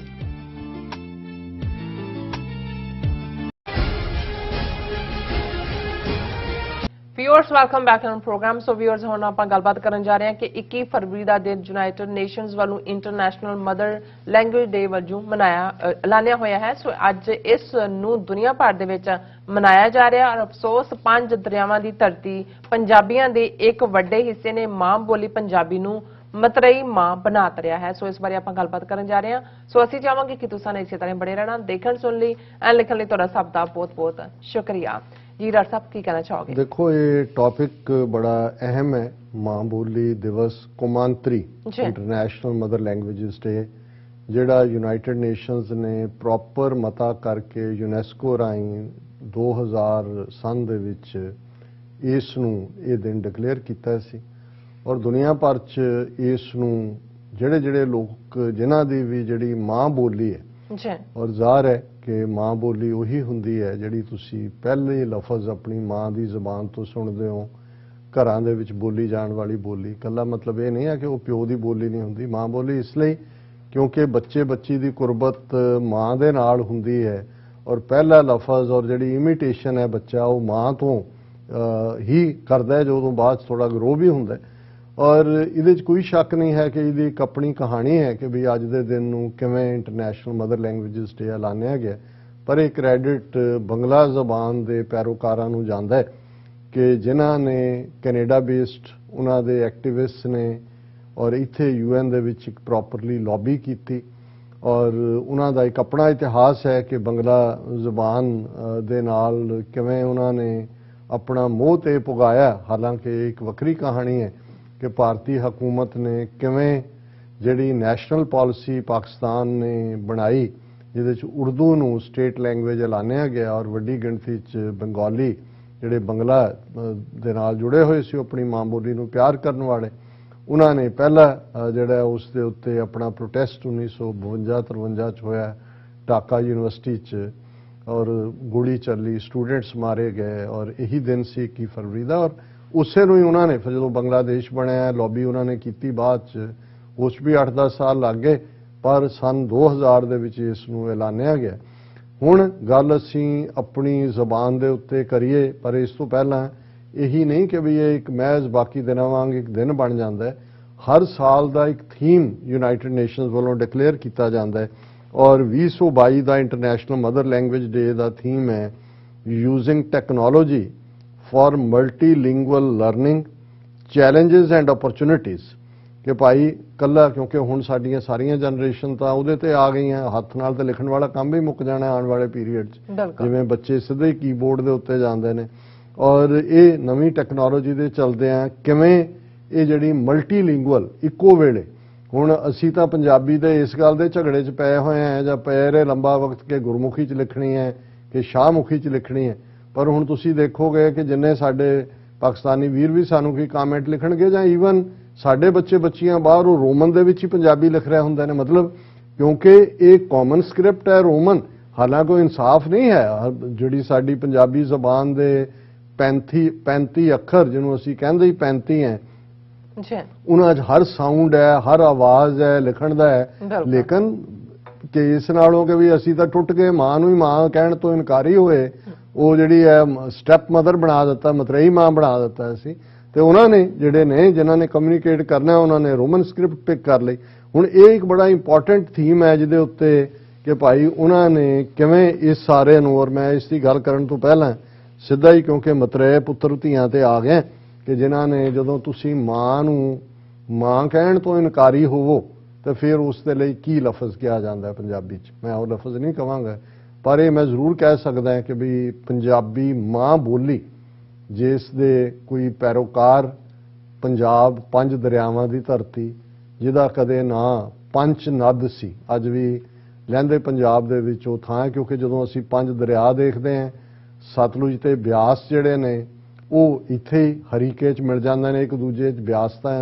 East Punjab ਤੱਕ ਹਰੀਕੇ ਤੱਕ ਹੀ ਰਹਿੰਦਾ ਹੈ, ਸਤਲੁਜ ਅੱਗੇ ਜਾਂਦਾ ਹੈ, ਫਿਰ ਕਿੱਥੇ ਜਾ ਕੇ ਸਤਲੁਜ ਤੇ ਰਾਵੀ ਦਾ ਮੇਲ ਹੁੰਦਾ ਹੈ, ਫਿਰ ਜਿੱਥੇ ਜਾ ਕੇ ਚਨਾਹ ਮਿਲਦਾ ਹੈ ਜੇਲ੍ਹ, ਔਰ ਇੱਕ ਥਾਂ ਹੈ ਪੰਚ ਨਦ ਜਿੱਥੇ ਫਾਈਨਲ ਦਰਿਆ ਜਦੋਂ ਉਸ ਪਾਣੀ ਨਾਲ ਮਿਲਦਾ ਹੁੰਦਾ ਹੈ ਕਿ ਜੀ ਨਦ ਨਦੀ ਤੋਂ ਆਇਆ ਕਿ ਵੀ 5 ਦਰਿਆ। ਪਰ ਇਹ ਅਕਬਰ ਦੇ ਜ਼ਮਾਨੇ ਤੋਂ ਲਫ਼ਜ਼ ਪੰਜਾਬ ਆਇਆ ਕਿਉਂਕਿ ਆਬ ਫਾਰਸੀ ਦਾ ਸ਼ਬਦ ਹੈ, 5 ਪਾਣੀ। ਹੁਣ 5 ਪਾਣੀਆਂ ਦੀ ਧਰਤੀ ਜੇ ਅੱਜ ਪੰਜਾਬੀ ਬੋਲਣ ਵਾਲਿਆਂ ਦੀ ਗਿਣਤੀ ਦੇਖਣੀ ਹੋਏ, ਹੁਣ ਪਾਕਿਸਤਾਨ ਦੀ ਆਬਾਦੀ ਲਗਭਗ 220 ਮਿਲੀਅਨ ਹੈ ਔਰ ਇਹਦੇ ਚੋਂ 100 ਮਿਲੀਅਨ ਤੋਂ ਜ਼ਿਆਦਾ 120 ਮਿਲੀਅਨ ਦੇ ਕਰੀਬ ਕੱਲਾ ਪੰਜਾਬ ਪ੍ਰੋਵਿੰਸ ਦੇ ਲੋਕ ਨੇ ਔਰ ਸਾਰੇ ਪੰਜਾਬੀ ਬੋਲਦੇ ਨੇ। ਸਾਡਾ ਇਧਰਲਾ ਭਾਰਤੀ ਕਬਜ਼ੇ ਵਾਲਾ ਪੰਜਾਬ ਦੀ ਲਗਭਗ 30 ਮਿਲੀਅਨ ਦੇ ਕਰੀਬ ਆਬਾਦੀ ਹੈ, 3 ਕਰੋੜ ਸਾਰੇ ਪੰਜਾਬੀ ਬੋਲਦੇ ਨੇ। ਔਰ ਇੰਨੇ ਹੀ ਜੇ ਅਸੀਂ 6 ਮਿਲੀਅਨ ਸਿੱਖ ਡਾਇਸਪੋਰਾ ਦੀ ਗੱਲ ਕਰਦੇ ਹਾਂ ਬਾਹਰ ਨੇ ਤੇ ਸਾਡੇ ਤੋਂ ਦੁੱਗਣੇ ਪਾਕਿਸਤਾਨੀ ਪੰਜਾਬੀ ਬਾਹਰ ਨੇ। ਸੋ ਕੁੱਲ ਮਿਲਾ ਕੇ ਜੇ ਕਹਿਣਾ ਹੋਏ ਕਿ ਭਾਈ ਕਿੰਨੇ ਕਰੋੜਾਂ ਦੀ ਔਰ ਯੂਨਾਈਟਿਡ ਨੇਸ਼ਨਸ ਦੇ ਥੱਲੇ ਇਹ 9ਵੀਂ ਜਾਂ 10ਵੀਂ ਸਭ ਤੋਂ ਜ਼ਿਆਦਾ ਬੋਲਣ ਵਾਲੀ ਜ਼ਬਾਨ ਹੈ ਜਿਹਨੂੰ ਲੋਕ ਬੋਲਦੇ ਨੇ। ਲੇਕਿਨ ਜੇ ਤੁਸੀਂ ਲਹਿੰਦੇ ਪੰਜਾਬ 'ਚ ਦੇਖੋ ਤੇ ਉੱਥੇ ਵੀ ਇੱਕ ਵੱਡਾ ਤੁਸੀਂ ਆਪਣੀ ਅਸੈਂਬਲੀ 'ਚ ਪੰਜਾਬੀ ਨਹੀਂ ਬੋਲ ਸਕਦੇ, ਸਕੂਲਾਂ 'ਚ ਨਹੀਂ ਹੈ, ਪਾਰਲੀਮੈਂਟ 'ਚ ਤਾਂ ਦੂਰ ਦੀ ਗੱਲ। ਭਾਵੇਂ ਉਹ ਉਰਦੂ ਦੀਆਂ ਵੀ ਲੱਤਾਂ ਤੋੜੀਆਂ ਹੁੰਦੀਆਂ ਨੇ ਪੰਜਾਬੀ ਵਾਂਗ ਹੀ ਬੋਲ ਰਹੇ ਹੁੰਦੇ ਨੇ। ਔਰ ਮੈਂ ਤਾਂ ਬਹੁਤ ਵਾਰੀ ਟਾਕ ਸ਼ੋਜ਼ ਦੇ ਵੀ ਦੇਖਦਾ ਉਰਦੂ ਬੋਲਦੇ ਬੋਲਦੇ ਜਦੋਂ ਉਹਨਾਂ ਦੀ ਵੋਕੈਬਲਰੀ ਜਾਂ ਉਹ ਹੁੰਦਾ ਨਹੀਂ, ਫਿਰ ਅਖਾਣ ਪੰਜਾਬੀ ਦਾ ਕਹਿਣਗੇ, ਜਿਵੇਂ ਪੰਜਾਬੀ 'ਚ ਇਹ ਕਹਿੰਦੇ ਨੇ। ਹੁਣ ਸਾਡੇ ਅਨਫੋਰਚੂਨੇਟਲੀ ਇਧਰਲੇ ਪੰਜਾਬ 'ਚ ਸਾਡੇ ਹਿੰਦੂ ਭੈਣਾਂ ਭਰਾਵਾਂ ਨੇ 1951 'ਚ ਜਦੋਂ ਪਹਿਲੀ ਮਰਦਮਸ਼ੁਮਾਰੀ ਹੋਈ, ਮਾਂ ਬੋਲੀ ਹਿੰਦੀ ਲਿਖਾਈ, ਉਹ 1961 'ਚ ਵੀ ਹਿੰਦੀ ਲਿਖਾਈ। ਨਤੀਜੇ ਦੇ ਤੌਰ ਤੇ ਪੰਜਾਬ ਕੱਟਿਆ ਗਿਆ, ਇੱਕ ਵੱਡਾ ਹਿੱਸਾ ਹਰਿਆਣਾ ਔਰ ਹਿਮਾਚਲ ਨੂੰ ਦੇ ਦਿੱਤਾ ਗਿਆ। ਹਾਲਾਂ ਉਹ ਸਾਡੇ ਹਿੰਦੂ ਵੀਰ ਭੈਣਾਂ ਅੱਜ ਵੀ ਘਰਾਂ 'ਚ ਪੰਜਾਬ, ਉਹ ਰਾਦਰ ਲਹਿੰਦੇ ਪੰਜਾਬ ਤੋਂ ਆਏ ਨੇ, ਉਹਨਾਂ ਦੀ ਬੋਲੀ ਜ਼ਿਆਦਾ ਠੇਠ ਪੰਜਾਬੀ ਹੈ। ਇੱਧਰ ਤਾਂ ਬਹੁਤ ਸਾਰੇ ਦੂਜੇ ਪ੍ਰਭਾਵ ਵੀ ਪਹਿਲਾਂ ਰਹੇ, ਪਰ ਜੇ ਹੁਣ ਪੁੱਤਰ ਧੀਆਂ ਹੀ ਮੁਨਕਰ ਹੋ ਜਾਣ, ਮਾਂ ਨੂੰ ਇਹ ਕਹਿਣ ਕਿ ਮੈਂ ਮਾਂ ਹੀ ਨਹੀਂ ਹੈ ਸਾਡੀ, ਇਹ ਦੋਵੇਂ ਪਾਸੇ ਵਰਤਾਰਾ ਹੋਇਆ। ਇੱਧਰ ਹਿੰਦੀ ਨੇ ਦਬ ਲਿਆ ਔਰ ਉਧਰ ਉਰਦੂ, ਔਰ ਹਾਲਾਂ ਜ਼ਬਾਨਾਂ ਜਿੰਨੀਆਂ ਵੀ ਸਿੱਖੀਆਂ ਜਾਣ। ਔਰ ਜਿਵੇਂ ਮੈਂ ਦੱਸਿਆ ਵੀ ਐਤਵਾਰ ਅਸੀਂ ਸਬਰੰਗ ਪ੍ਰੋਗਰਾਮ 'ਚ ਸੀ ਔਰ ਕ੍ਰਿਕਟ ਦੇ ਲੰਬਾ ਵਕਤ ਕਮੈਂਟੇਟਰ ਰਹੇ ਔਰ ਹੁਣ ਵੀ ਐਕਟਿਵ ਨੇ, ਜਿਨ੍ਹਾਂ ਨੂੰ ਹਸਨ ਜਲੀਲ, ਉਹਨਾਂ ਦੇ ਆਨਰ ਦੇ ਵਿੱਚ ਫੰਕਸ਼ਨ ਸੀ ਔਰ ਉਹਦੇ 'ਚ ਮੈਂ ਐਡਰੈਸ ਕੀਤਾ ਜਾ ਰਿਹਾ ਉਰਦੂ ਦੇ ਵਿੱਚ, ਔਰ ਉਸ 'ਚ ਮੈਂ ਪਰਸ਼ੀਅਨ ਗੁਰੂ ਨਾਨਕ ਸਾਹਿਬ ਦੀ ਬਾਣੀ ਵੀ ਕੋਟ ਕੀਤੀ। ਔਰ ਬਾਅਦ ਦੇ ਵਿੱਚ ਜਦੋਂ ਕਹਿੰਦੇ ਵੀ ਇਸ ਲੈਵਲ ਦੀ ਪਰਸ਼ੀਅਨ, ਇਸ ਲੈਵਲ ਦੀ ਉਰਦੂ, ਮੈਂ ਕਿਹਾ ਜੀ ਤੁਸੀਂ ਪਰਸ਼ੀਅਨ, ਤਾਂ ਮੈਂ ਕਿਹਾ ਅਸੀਂ ਸਿੱਖ ਰਾਜ ਦੀ ਗੱਲ ਕਰਦੇ ਹਾਂ, ਤੁਸੀਂ ਤਾਂ ਸ਼ਾਇਦ ਉਸ ਹਰ ਚੀਜ਼ ਨੂੰ ਇੱਕ ਹੋਰ ਪਾਸੇ ਜੋੜਨ ਦੀ ਲਾਈਨ ਹੋਏ ਕਿ 50 ਸਾਲ ਸਿੱਖਾਂ ਦਾ ਰਾਜ 1799 ਤੋਂ 1849 ਤੱਕ ਰਿਹਾ ਸਰਕਾਰੇ ਖਾਲਸਾ, ਉਹਦੀ ਸਰਕਾਰੀ ਜ਼ਬਾਨ ਫਾਰਸੀ ਸੀ, ਪਰਸ਼ੀਅਨ ਸੀ। ਔਰ ਮੈਂ ਕਿਹਾ ਵੀ ਅਸੀਂ ਤਾਂ ਮਾਂ ਬੋਲੀ ਪੰਜਾਬੀ ਨੂੰ ਪਿਆਰ ਕਰਦੇ ਹਾਂ, ਪਰ ਗੁਰੂ ਸਾਹਿਬ 10ਵੇਂ ਪਾਤਸ਼ਾਹ ਗੁਰੂ ਗੋਬਿੰਦ ਸਿੰਘ ਸਾਹਿਬ ਇੰਨੇ ਵੱਡੇ ਸਕਾਲਰ ਸੀ ਪਰਸ਼ੀਅਨ ਦੇ ਕਿ ਜਿਹੜਾ ਉਹਨਾਂ ਨੇ ਜ਼ਫਰਨਾਮਾ ਔਰੰਗਜ਼ੇਬ ਨੂੰ ਲਿਖਿਆ ਉਹ ਪਰਸ਼ੀਅਨ ਦੇ ਵਿੱਚ ਹੈ, ਔਰ ਅੱਜ ਵੀ ਉਹ ਇਹ ਕਲਾਸ ਉਸ ਸਾਰੇ ਨੂੰ ਮੰਨਿਆ ਜਾਂਦਾ। ਔਰ ਮੈਂ ਉਹਨਾਂ ਨੂੰ ਕਿਹਾ, ਮੈਂ ਕਿਹਾ ਜੀ ਸਾਡੀ ਤਾਂ ਪ੍ਰੇਅਰ ਵੇਲੇ ਵੀ ਜਦੋਂ ਅਸੀਂ ਜਾਪ ਸਾਹਿਬ 10ਵੇਂ ਪਾਤਸ਼ਾਹ ਦੀ ਰਚਨਾ ਪੜ੍ਹਦੇ ਹਾਂ ਤੇ ਫਾਰਸੀ ਦੇ ਗਨੀਮੁਲ ਸ਼ਕਸਤ ਹੈ, ਗਰੀਬੁਲ ਪਰਸਤ ਹੈ, ਬੁਲੰਦੁਲ ਮਕਾਨ ਹੈ, ਜ਼ਮੀਨੁਲ ਜ਼ਮਾਨ ਹੈ, ਤਮੀਜ਼ੁਲ तमाम है, रुजुअल निधान है, हरीफुल अजीम है, रजायक यकीन है। सो ये नहीं है कि भाई एक सिख नुकता निगाह तो असी किसी जबान का विरोध करते हैं, पर अपनी मां नूं तां मां कहो। और ये गल मैं नहीं कहंदा, ये पंजाबी दे बहुत जबरदस्त शायर बाबू फिरोजदीन शरफ होए ने जिहड़े पहले 1930 दे विच होए, उन्हां दा एक जिहड़ा शेर है पंजाबी जबान नूं असी की बना दिता अपनी मां बोली नूं, वो कहंदे मुठा मीट के नुकरे हां बैठी, मुठा मीट के नुकरे हां बैठी, टुट्टी हुई सतार रबाबियां दी, पुछी बात ना जिन्हां ने शर्फ मेरी, वे मैं बोली हाँ उन्हां पंजाबियां दी। कि भाई मैनू खूंजे लाया है। और बाबा नज़मी जिहड़े अज दे दौर दे बड़े जबरदस्त शायर ने पंजाबी दे विच, वो फखर नाल कहणगे कि जे रब ने भी मैनू बुलाया तो कोई गल कीती तो मैं रब नूं कहना भी पंजाबी मेरी मां बोली च गल कर। उन्हां दी है,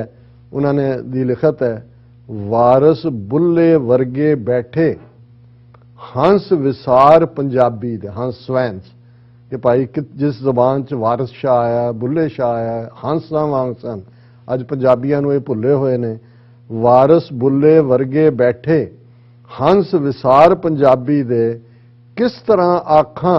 मां बोली दे बरखुरदार पंजाबी ने, अचन चेती भी ना लावी मेरे मत्थे उन्हां नूं जेड़े भी इस धरती उत्ते बदबूदार पंजाबी ने, उधर उधर करां सलामा दिल दी दुनिया कहंदी है, जिधर जिधर जांदे मेरे बा किरदार पंजाबी ने, कंड कदे ना लगे रब्बा विच मैदाने उन्हां दी, जेड़े अपनी मां बोली दे खिदमतगार पंजाबी ने, अपनी बोली बोलन वेले जिन्हां दा साह घुटदा है, अपनी बोली, हाँ एक मैं विचों मिस कर दिता है, ख्वाजा फरीद मुहम्मद वारिस नानक बुल्ला बाहू लाल, ए पंजाबी उच्चे सुच्चे ए सरदार पंजाबी ने, ख्वाजा फरीद मुहम्मद वारिस नानक बुल्ला बाहू लाल, ए पंजाबी उच्चे सुच्चे ए सरदार पंजाबी ने, अपनी बोली बोलन वेले जिन्हां दा साह घुटदा है, नज़मी दे फतवा वो गद्दार पंजाबी ने। उन्हें उन्होंने अपने जज्बियां का इजहार किया और बाबू फिरोजदीन शरफ जिन्होंने कहा भाई असी किवें ਟੁੱਟੀ ਰਬਾਬ ਵਾਂਗ ਖੂੰਜੇ ਮਾਂ ਨੂੰ ਆਪਣੇ ਲਾਇਆ ਹੋਇਆ। ਉਹਨਾਂ ਦੀ ਇਹ ਨਜ਼ਮ ਹੈ ਕਿ ਮੈਂ ਪੰਜਾਬੀ, ਪੰਜਾਬ ਦੇ ਰਹਿਣ ਵਾਲਾ ਹਾਂ, ਮੈਂ ਪੇਂਡੂ ਪਰ ਸ਼ਹਿਰੀਏ ਢੰਗ ਦਾ ਹਾਂ, ਸਮਝਾਂ ਫਾਰਸੀ ਉਰਦੂ ਵੀ ਖੂਬ ਬੋਲਾਂ, ਸਮਝਾਂ ਫਾਰਸੀ ਉਰਦੂ ਵੀ ਖੂਬ ਬੋਲਾਂ, ਥੋੜੀ ਬਹੁਤ ਅੰਗਰੇਜ਼ੀ ਵੀ ਅੰਗ ਦਾ ਹਾਂ, ਬੋਲੀ ਆਪਣੀ ਨਾਲ ਪਿਆਰ ਰੱਖਾਂ, ਇਹ ਗੱਲ ਆਖਣੋਂ ਕਦੀ ਨਾ ਸੰਗਦਾ ਹਾਂ, ਮੋਤੀ ਕਿਸੇ ਸੁਹਾਗਣ ਦੀ ਨੱਥ ਦਾ ਮੈਂ, ਟੁਕੜਾ ਕਿਸੇ ਪੰਜਾਬਣ ਦੀ ਵੰਗ ਦਾ ਹਾਂ, ਮਿਲੇ ਮਾਣ ਪੰਜਾਬੀ ਨੂੰ ਦੇਸ਼ ਅੰਦਰ, ਆਸ਼ਕ ਮੁੱਢੋਂ ਮੈਂ ਇਸੇ ਉਮੰਗ ਦਾ ਹਾਂ, ਵਾਰਸ ਸ਼ਾਹ ਤੇ ਬੁੱਲੇ ਦੇ ਰੰਗ ਅੰਦਰ, ਡੋਬ ਡੋਬ ਕੇ ਜ਼ਿੰਦਗੀ ਰੰਗਦਾ ਹਾਂ, ਰਵਾਂ ਇੱਥੇ ਤੇ ਯੂਪੀ ਚ ਕਰਾਂ ਗੱਲਾਂ, ਐਸੀ ਅਕਲ ਨੂੰ ਛਿੱਕੇ ਤੇ ਟੰਗਦਾ ਹਾਂ, ਮੈਂ ਪੰਜਾਬੀ, ਪੰਜਾਬ, ਮੈਂ ਪੰਜਾਬੀ, ਪੰਜਾਬੀ ਦਾ ਸ਼ਰਫ ਸੇਵਕ, ਸਦਾ ਖੈਰ ਪੰਜਾਬੀ ਦੀ ਮੰਗਦਾ ਹਾਂ। ਔਰ ਮੈਂ ਇਹਨੂੰ ਕਲੋਜ਼ਿੰਗ ਤੋਂ ਪਹਿਲਾਂ ਮੈਂ ਵਕਤ ਦੇਖ ਰਿਹਾ ਜੀ, ਗਿਆਨੀ ਗੁਰਮੁਖ ਸਿੰਘ ਮੁਸਾਫਰ ਇਹ ਬੜੇ ਜ਼ਬਰਦਸਤ ਸ਼ਾਇਰ ਵੀ ਹੋਏ, ਲੇਖਕ ਵੀ ਹੋਏ ਔਰ ਉਹਨਾਂ ਦੀ ਜਿਹੜੀ ਪੰਜਾਬ ਦੇ ਚੀਫ ਮਿਨਿਸਟਰ ਵੀ ਪਹਿਲੇ ਬਣੇ 1966। ਪਰ ਮੈਂ ਉਹਨਾਂ ਦੀ ਜਦੋਂ ਦੇਖਦਾ ਤੇ ਲੰਬੀ ਹੈ ਨਜ਼ਮ, ਪਰ ਮੈਂ ਹਬੀਬ ਜ਼ਾਲਬ, ਹੁਣ ਹਬੀਬ ਜ਼ਾਲਬ ਬੇਸ਼ੱਕ ਉਰਦੂ ਸ਼ਾਇਰੀ ਦੇ ਵਿੱਚ ਉਹਨਾਂ ਨੂੰ ਜਾਣਿਆ ਜਾਂਦਾ, ਅਕਸਰ ਮੈਂ ਉਹਨਾਂ ਦਾ ਇਹ ਸ਼ੇਅਰ ਜਿਹਨੂੰ ਐਪਰੀਸ਼ੀਏਟ, ਜਿਹੜਾ ਉਹਨਾਂ ਨੇ ਵੰਗਾਰ ਵਿੱਚ ਕਿਹਾ ਕਿ ਜਦੋਂ ਵੀ ਉਹ ਕੋਈ ਹਾਕਮ कि तुमसे पहले भी एक शख्स जो यहाँ तख्ते नशीं था, उसको भी अपने खुदा होने का इतना ही यकीन था। ताकत खराब कर दिंदी है दिमागां नूं, पर बहुत घੱਟ ਨੂੰ पता होएगा कि हबीब ਜ਼ਾਲਬ ने पंजाबी च भी पोइट्री लिखी है और उन्हां दी मां बोली दे हैडिंग थले एक पोएम है, पुत्तरां तेरी चादर लाही होर किसे दा दोष ना माई। ये पंजाबी मां नूं है, ਪੁੱਤਰਾਂ ਤੇਰੀ ਚਾਦਰ ਲਾਹੀ ਹੋਰ ਕਿਸੇ ਦਾ ਦੋਸ਼ ਨਾ ਮਾਈ, ਗੈਰਾਂ ਕ੍ਰੋਧ ਦੀ ਉਹ ਅੱਗ ਬਾਲੀ, ਸੀਨੇ ਹੋ ਗਏ ਪਿਆਰ ਤੋਂ ਖਾਲੀ, ਪੁੱਤਰਾਂ ਨੂੰ ਤੂੰ ਲੱਗੇ ਗਾਲੀ, ਤੈਨੂੰ ਬੋਲਣ ਤੋਂ ਸ਼ਰਮਾਵਣ, ਗੈਰਾਂ ਐਸੀ ਵਾਹ ਵਗਾਈ, ਪੁੱਤਰਾਂ ਤੇਰੀ ਚਾਦਰ ਲਾਹੀ। ਇਹਨਾਂ ਕੋਲ ਜ਼ਮੀਨਾਂ ਵੀ ਨੇ, ਇਹਨਾਂ ਹੱਥ ਸੰਗੀਨਾਂ ਵੀ ਨੇ, दौलत बैंक मशीना भी ने, ना ए तेरे ना ए मेरे, ए लोकी यूसुफ दे भाई, पुत्रा तेरी चादर लाई होर किसे दा दोष ना माई। हुण यूसुफ इस्लामिक तहजीब दे विच एक वो करैक्टर है कि भी जिहड़ा जिहदे 10 मतरे भरा सी, जिन्हां ने धोखे दे नाल उस दा मर्डर कीता सी, उहदा कतल कीता सी कि भाई उन्होंने, और ये बड़ी खूबसूरत हबीब ਜ਼ਾਲਬ ने ये मैटाफर इस्तेमाल किया है, इन्हां कोल ज़मीनां भी ने, इन्हां हथ संगीनां भी ने, दौलत बैंक मशीनां भी ने, ना ए तेरे ना ए मेरे, ये लोकी यूसुफ दे भाई, कि जिवें यूसुफ नूं दे मतरे भरावां ने कतल किया सी, इवें इन्हां ने रल के मां बोली दा होर किसे दा, पुत्तरां तेरी चादर लाई होर किसे दा दोष ना माई। और क्लोजिंग च एक नज़म मैं दमन, हुण जिन्हां नूं उस्ताद दमन कहा जाता है, जिन्हां ने बड़ी बेखौफी दे नाल बेखौफ बेबाक पंजाबी कीती है, और उन्हां दी ये नज़म है, उर्दू दा मैं दोखी नाही, क्योंकि बहुत बोल्ड इन्हां दा अंदाज़, जिवें हबीब ਜ਼ਾਲਬ ने इवें ही दामन, उस्ताद दामन, और उन्होंने ईवन 47 की वंड के उत्ते भी उन्होंने एक लाइन अज भी हर थां कोट हुंदी है, जिहदे चों कहंदे ने कि लाली अखियां दी पई दसदी है, रोए तुसी भी हो रोए असी भी हां, कि किवें दोनों दुखान परे। उर्दू दा मैं दोखी नाही, उर्दू दा मैं दोखी नाही, ते दुश्मन नहीं अंग्रेजी दा, पुछदे हो मेरे दिल दी बोली, हाँ जी हाँ पंजाबी है, हाँ जी हाँ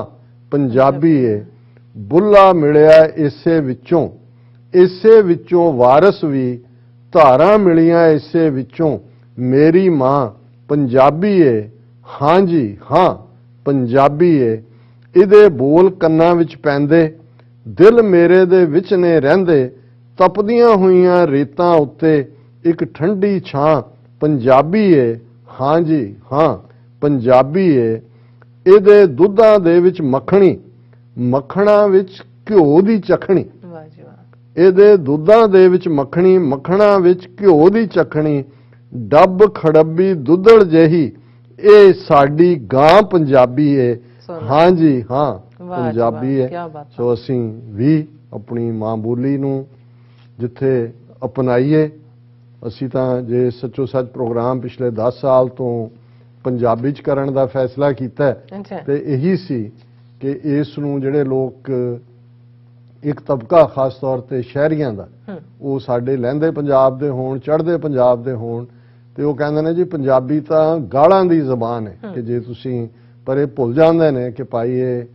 ਮਾਖਿਓਂ ਮਿੱਠੀ ਜ਼ੁਬਾਨ ਜਿਸ ਦੇ ਵਿੱਚ ਬਾਬਾ ਫਰੀਦ ਗੰਜ ਸ਼ੱਕਰ ਔਰ ਗੁਰੂ ਨਾਨਕ ਸਾਹਿਬ, ਗੁਰੂ ਸਾਹਿਬਾਨ, ਬੁੱਲੇ ਸ਼ਾਹ, ਵਾਰਸ ਸ਼ਾਹ, ਪੀਲੂ, ਜਦੋਂ ਅਸੀਂ ਇਹਨਾਂ ਸਾਰਿਆਂ ਦੀ ਕਾਹਨਾ ਇਸ ਕਿਸਮ ਦੇ ਜਿਨ੍ਹਾਂ ਦੀਆਂ ਰਚਨਾਵਾਂ, ਔਰ ਸ਼ਾਹ ਮੁਹੰਮਦ, ਔਰ ਜਿੱਥੇ ਕਿੰਨੇ ਸ਼ਾਹ ਹੁਸੈਨ, ਸੁਲਤਾਨ ਬਾਹੂ, ਔਰ ਇਹ ਗੱਲ ਇਹ ਨਹੀਂ ਹੈ ਹੁਣ ਫੈਜ਼ ਅਹਿਮਦ ਫੈਜ਼ ਨੂੰ ਗਾਲਿਬ ਤੋਂ ਬਾਅਦ ਸਭ ਤੋਂ ਵੱਡਾ ਸ਼ਾਇਰ ਉਰਦੂ ਪੋਇਟਰੀ ਦਾ ਮੰਨਿਆ ਜਾਂਦਾ ਹੈ। ਔਰ ਇਹ ਮੈਂ ਅਸ਼ਫਾਕ ਅਹਿਮਦ ਸਾਹਿਬ ਦਾ ਇੱਕ ਇੰਟਰਵਿਊ ਸੁਣ ਰਿਹਾ ਸੀ ਕਿ ਉਹ ਕਹਿੰਦੇ ਜੀ ਮੈਂ ਫੈਜ਼ ਅਹਿਮਦ ਫੈਜ਼ ਨੂੰ ਕਿਹਾ, ਹਾਲਾਂ ਮੈਂ ਕੁਝ ਪੋਇਮਸ ਕੱਢੀਆਂ ਉਹਨਾਂ ਨੇ ਪੰਜਾਬੀ 'ਚ ਵੀ ਲਿਖੀਆਂ ਨੇ ਜਿਵੇਂ ਹਬੀਬ ਜ਼ਾਲਬ ਨੇ ਲਿਖੀਆਂ, ਕਹਿੰਦੇ ਮੈਂ ਫੈਜ਼ ਅਹਿਮਦ ਫੈਜ਼ ਨੂੰ ਕਿਹਾ ਕਿ ਵੀ ਤੁਸੀਂ ਉਰਦੂ ਨੂੰ ਚੁਣਿਆ, ਤੁਸੀਂ ਔਰ ਸੋਲਿਡ ਪੰਜਾਬੀ ਜੱਟ ਫੈਜ਼ ਅਹਿਮਦ ਫੈਜ਼, ਉਹਨਾਂ ਨੇ ਕਿਹਾ ਕਿ ਵੀ, ਔਰ ਜਿਹੜਾ ਉਹਨਾਂ ਨੇ ਜਵਾਬ ਦਿੱਤਾ ਮੈਂ ਅਸ਼ਫਾਕ ਸਾਹਿਬ ਦਾ ਇੰਟਰਵਿਊ ਤੋਂ ਔਰ ਕਿਤੇ ਹੋਰ ਵੀ ਮੈਂ ਉਹਨਾਂ ਦੇ ਇੰਟਰਵਿਊ 'ਚ ਦੇਖਿਆ, ਉਹਨਾਂ ਨੇ ਕਿਹਾ ਜੀ ਪੰਜਾਬੀ ਵੱਲ ਮੈਂ ਮੁੜਦਾ ਤਾਂ ਜ਼ਰੂਰ, ਪਰ ਇੱਥੇ ਤਾਂ ਵਾਰਿਸ ਸ਼ਾਹ ਵਰਗੇ ਜਿੰਨ ਬੈਠੇ ਸੀ, ਇਹਨਾਂ ਦਾ ਮੈਂ ਮੁਕਾਬਲਾ ਨਹੀਂ ਸੀ ਕਰ, ਇਹਨਾਂ ਮੈਨੂੰ ਲੱਗਾ ਵੀ ਮੈਂ ਤਾਂ ਇਹਨਾਂ ਦੇ ਨੇੜੇ ਵੀ ਨਹੀਂ ਲੱਗ ਸਕਦਾ। ਹਾਂ ਕਹਿੰਦੇ ਮੈਨੂੰ ਲੱਗਾ ਵੀ ਗਾਲਬ ਨੂੰ ਮੈਂ ਟੱਕਰ ਦੇ ਸਕਦਾ, ਤੇ ਮੈਂ ਕਹਿੰਦਾ ਵੀ ਉਹ ਹੁਣ ਇਹ ਕੋਈ ਛੋਟੀ ਗੱਲ ਨਹੀਂ ਹੈ। ਫੈਜ਼ ਅਹਿਮਦ ਫੈਜ਼ ਕੋਈ ਛੋਟਾ ਨਾਂ ਨਹੀਂ ਹੈ, ਉਹਨਾਂ ਦੀ ਬੜੀ ਜ਼ਬਰਦਸਤ ਪੋਇਟਰੀ ਹੈ ਅੱਜ ਵੀ ਕਿ ਆਵਾਜ਼ ਦੋ ਕਿ ਭਾਈ ਇਹ ਜਿਹੜੇ ਲੱਭ ਆਜ਼ਾਦ ਹੈ ਜਾਂ ਹਮ ਦੇਖेंगे, ਜਿਹੜੀ ਅੱਜ ਵੀ ਹਰ ਰੈਵੋਲੂਸ਼ਨ ਚ ਉਹਨਾਂ ਦਾ ਇਜ਼ ਅ ਗ੍ਰੇਟ ਪੋਇਟ। ਲੇਕਿਨ ਜੇ ਉਹਨਾਂ ਨੂੰ ਵੀ ਉਸ ਲੈਵਲ ਤੇ ਪਹੁੰਚੇ ਇੱਕ ਸ਼ਾਇਰ ਨੂੰ ਉਰਦੂ ਅਦਬ ਦੇ ਇਹ ਅਹਿਸਾਸ ਸੀ ਕਿ ਪੰਜਾਬੀ ਕਿੰਨੀ ਅਮੀਰ ਜ਼ਬਾਨ ਹੈ, ਤੇ ਫਿਰ ਜੇ ਉਸ ਜ਼ਬਾਨ ਦੇ ਸਾਡੇ ਹੀ ਬੱਚੇ ਬੱਚੀਆਂ ਜਿਹੜੇ ਪੰਜਾਬੀ ਮਾਂ ਦੇ ਪੁੱਤਰ ਧੀਆਂ ਨੇ ਉਹੀ ਕਹਿਣ ਵੀ ਤੂੰ ਸਾਡੀ ਮਾਂ ਨਹੀਂ ਹੈ, ਤੈਨੂੰ ਤਾਂ ਸਿਰਫ ਅਸੀਂ ਗਾਲਾਂ ਕੱਢਣ ਲਈ ਵਰਤਾਂਗੇ, ਤੇ ਇਸ ਤੋਂ ਵੱਧ ਕੇ ਫਿਰ ਅਸੀਂ ਕੀ ਕਹਾਣ ਦੇ ਹੱਕਦਾਰ ਹੈ। ਬਿਲਕੁਲ ਡਾਕਟਰ ਸਾਹਿਬ, ਤੁਹਾਡਾ ਬਹੁਤ ਬਹੁਤ ਸ਼ੁਕਰੀਆ। ਇਸ ਵਕਤ ਲੈਣੇ ਬ੍ਰੇਕ। ਵਿਊਅਰਸ ਤੁਸੀਂ ਕਿਤੇ ਨਹੀਂ ਜਾਣਾ, ਮਿਲਦੇ ਹਾਂ after this short break.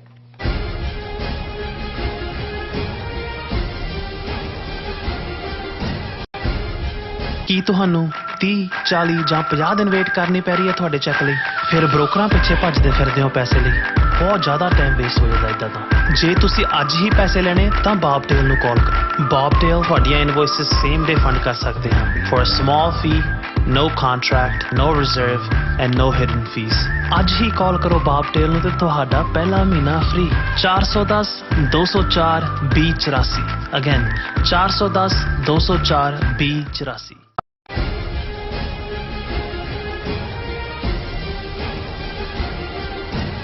Viewers welcome back to programme. So viewers and well section ਦੇ ਵਿੱਚ ਆਪਾਂ ਗੱਲਬਾਤ ਕਰਨ ਜਾ ਰਹੇ ਹਾਂ ਪਾਕਿਸਤਾਨ ਦੇ ਹਵਾਲੇ ਨਾਲ ਕਿ ਪਾਕਿਸਤਾਨ ਦੇ ਪ੍ਰਾਈਮ ਮਿਨਿਸਟਰ ਇਮਰਾਨ ਖਾਨ ਸਾਹਿਬ ਦੇ ਐਡਵਾਈਜ਼ਰ ਅਬਦੁਲ ਰਜ਼ਾਕ ਦਾਊਦ ਨੇ ਮੀਡੀਆ ਨਾਲ ਗੱਲਬਾਤ ਕਰਦਿਆਂ ਕਿਹਾ ਹੈ ਕਿ ਮੇਰੀ ਰਾਏ ਮੁਤਾਬਕ ਸਾਨੂੰ ਭਾਰਤ ਨਾਲ ਵਪਾਰਕ ਸਬੰਧ ਖੋਲ ਦੇਣੇ ਚਾਹੀਦੇ ਨੇ। ਸੋ ਹੁਣ ਸਵਾਲ ਪੈਦਾ ਇਹ ਹੁੰਦਾ ਹੈ ਕਿ ਇਮਰਾਨ ਖਾਨ ਸਾਹਿਬ ਦੇ ਐਡਵਾਈਜ਼ਰ ਇਹ ਕਿਹੋ ਜਿਹੀ ਸਲਾਹ ਪ੍ਰਧਾਨ ਮੰਤਰੀ ਨੂੰ ਦੇ ਰਹੇ ਨੇ? ਕੀ ਕਸ਼ਮੀਰ ਦਾ ਮਸਲਾ ਹੱਲ ਹੋ ਗਿਆ? ਕੀ ਭਾਰਤ ਵਿੱਚ ਮੁਸਲਮਾਨਾਂ ਦੇ ਉੱਤੇ ਜ਼ੁਲਮ ਰੁਕ ਗਏ ਨੇ? ਇਸ ਬਾਰੇ ਆਪਾਂ ਗੱਲਬਾਤ ਕਰਨ ਜਾ ਰਹੇ ਹਾਂ। ਸੋ ਅਸੀਂ ਚਾਹਾਂਗੇ ਕਿ ਤੁਸੀਂ ਇਸੇ ਤਰ੍ਹਾਂ ਬਣੇ ਰਹਿਣਾ। ਦੇਖਣ ਸੁਣਨੇ ਜਾਂ ਲਿਖਣ ਲਈ ਤੁਹਾਡਾ ਸਭ ਦਾ ਬਹੁਤ ਬਹੁਤ ਸ਼ੁਕਰੀਆ। ਜੀ ਡਾਕਟਰ ਸਾਹਿਬ ਕੀ ਕਹਿਣਾ ਚਾਹੋਗੇ?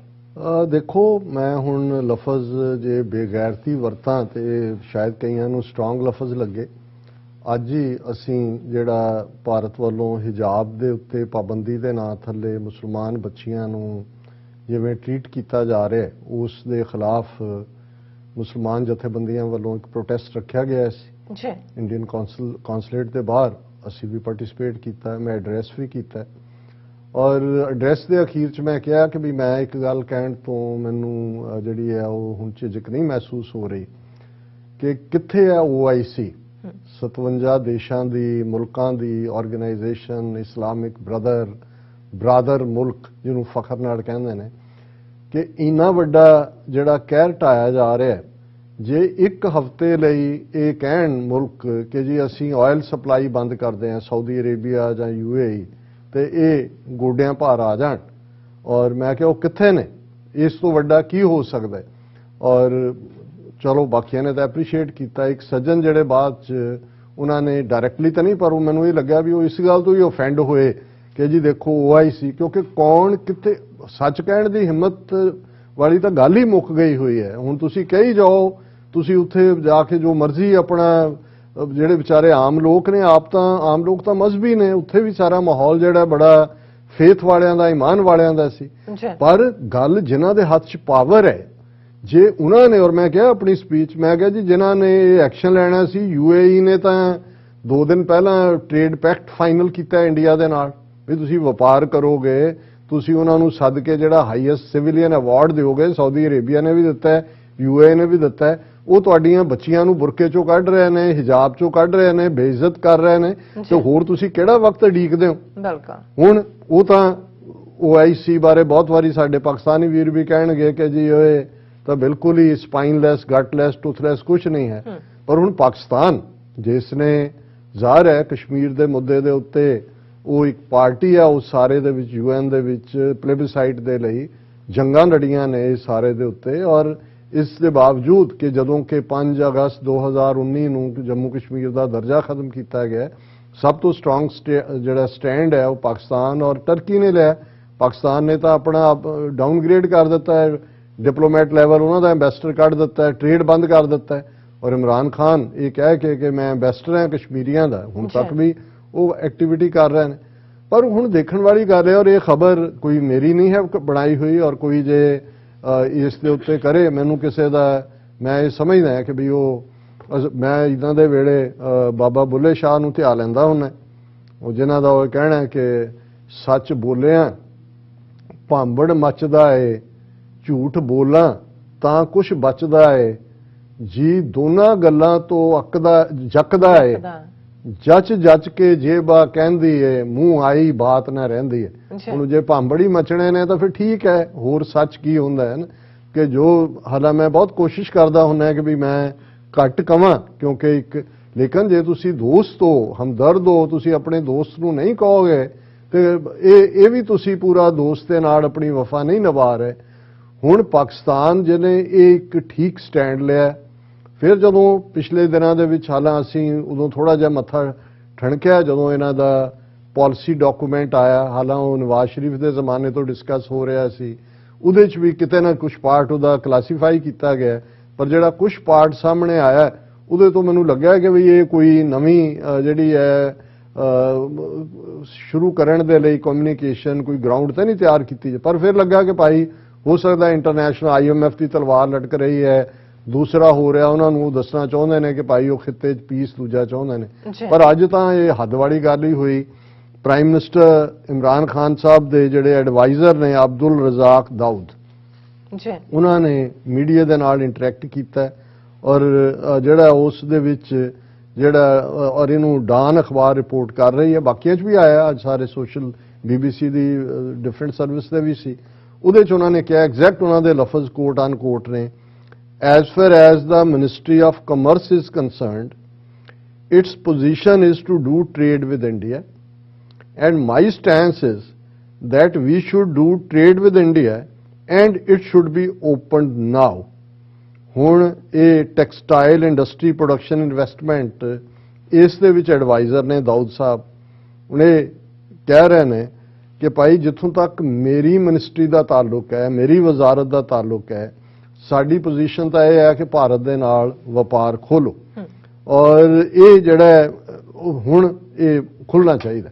ਔਰ ਇਹਦੀ ਈਵਨ ਇੰਡੀਅਨ ਮੀਡੀਆ ਨੇ ਵੀ ਚਟਕਾਰੇ ਲੈ ਕੇ ਉਸ ਦੀ ਦਿੱਤੀ ਹੈ। Advisor to Pakistan, Prime Minister Imran Khan backs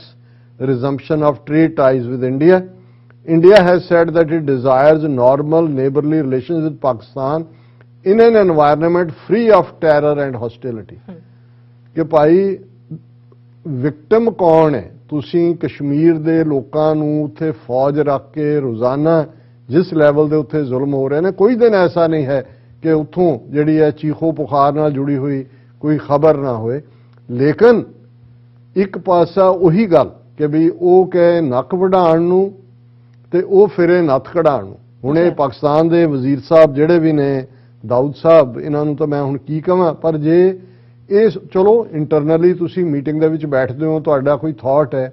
ਤੇ ਜੇ ਤੁਸੀਂ ਬੇਗੈਰਤੀ ਫੜੀ ਹੋਈ ਹੈ ਫਿਰ ਕਰ ਲਓ, ਵਪਾਰ ਵੀ ਕਰ ਲਓ। ਔਰ ਇਸ ਗੱਲ ਦਾ ਵੀ ਫਿਰ ਧਿਆਨ ਰੱਖਿਓ ਕਿ ਭਾਈ ਕੱਲਾ ਇਹ ਨਹੀਂ ਹੈ ਵੀ ਤੁਸੀਂ ਜਿਹੜਾ ਕਸ਼ਮੀਰੀਆਂ ਦੇ ਨਾਲ ਜਾਂ ਭਾਰਤ ਦੇ ਵਿੱਚ ਜੋ 20 ਕਰੋੜ ਮੁਸਲਮਾਨਾਂ ਦੇ ਨਾਲ ਹੋ ਰਿਹਾ ਹੈ, ਤੁਸੀਂ ਫਿਰ ਕਿਹੜੇ ਅੱਲਾ ਨੂੰ ਖੁਸ਼ ਕਰੋਗੇ, ਕਿਹੜੀ ਨਮਾਜ਼ ਜਿਹਦੇ 'ਚ ਤੁਸੀਂ ਆਪਣੇ ਸਾਰੇ ਜਿਹੜਾ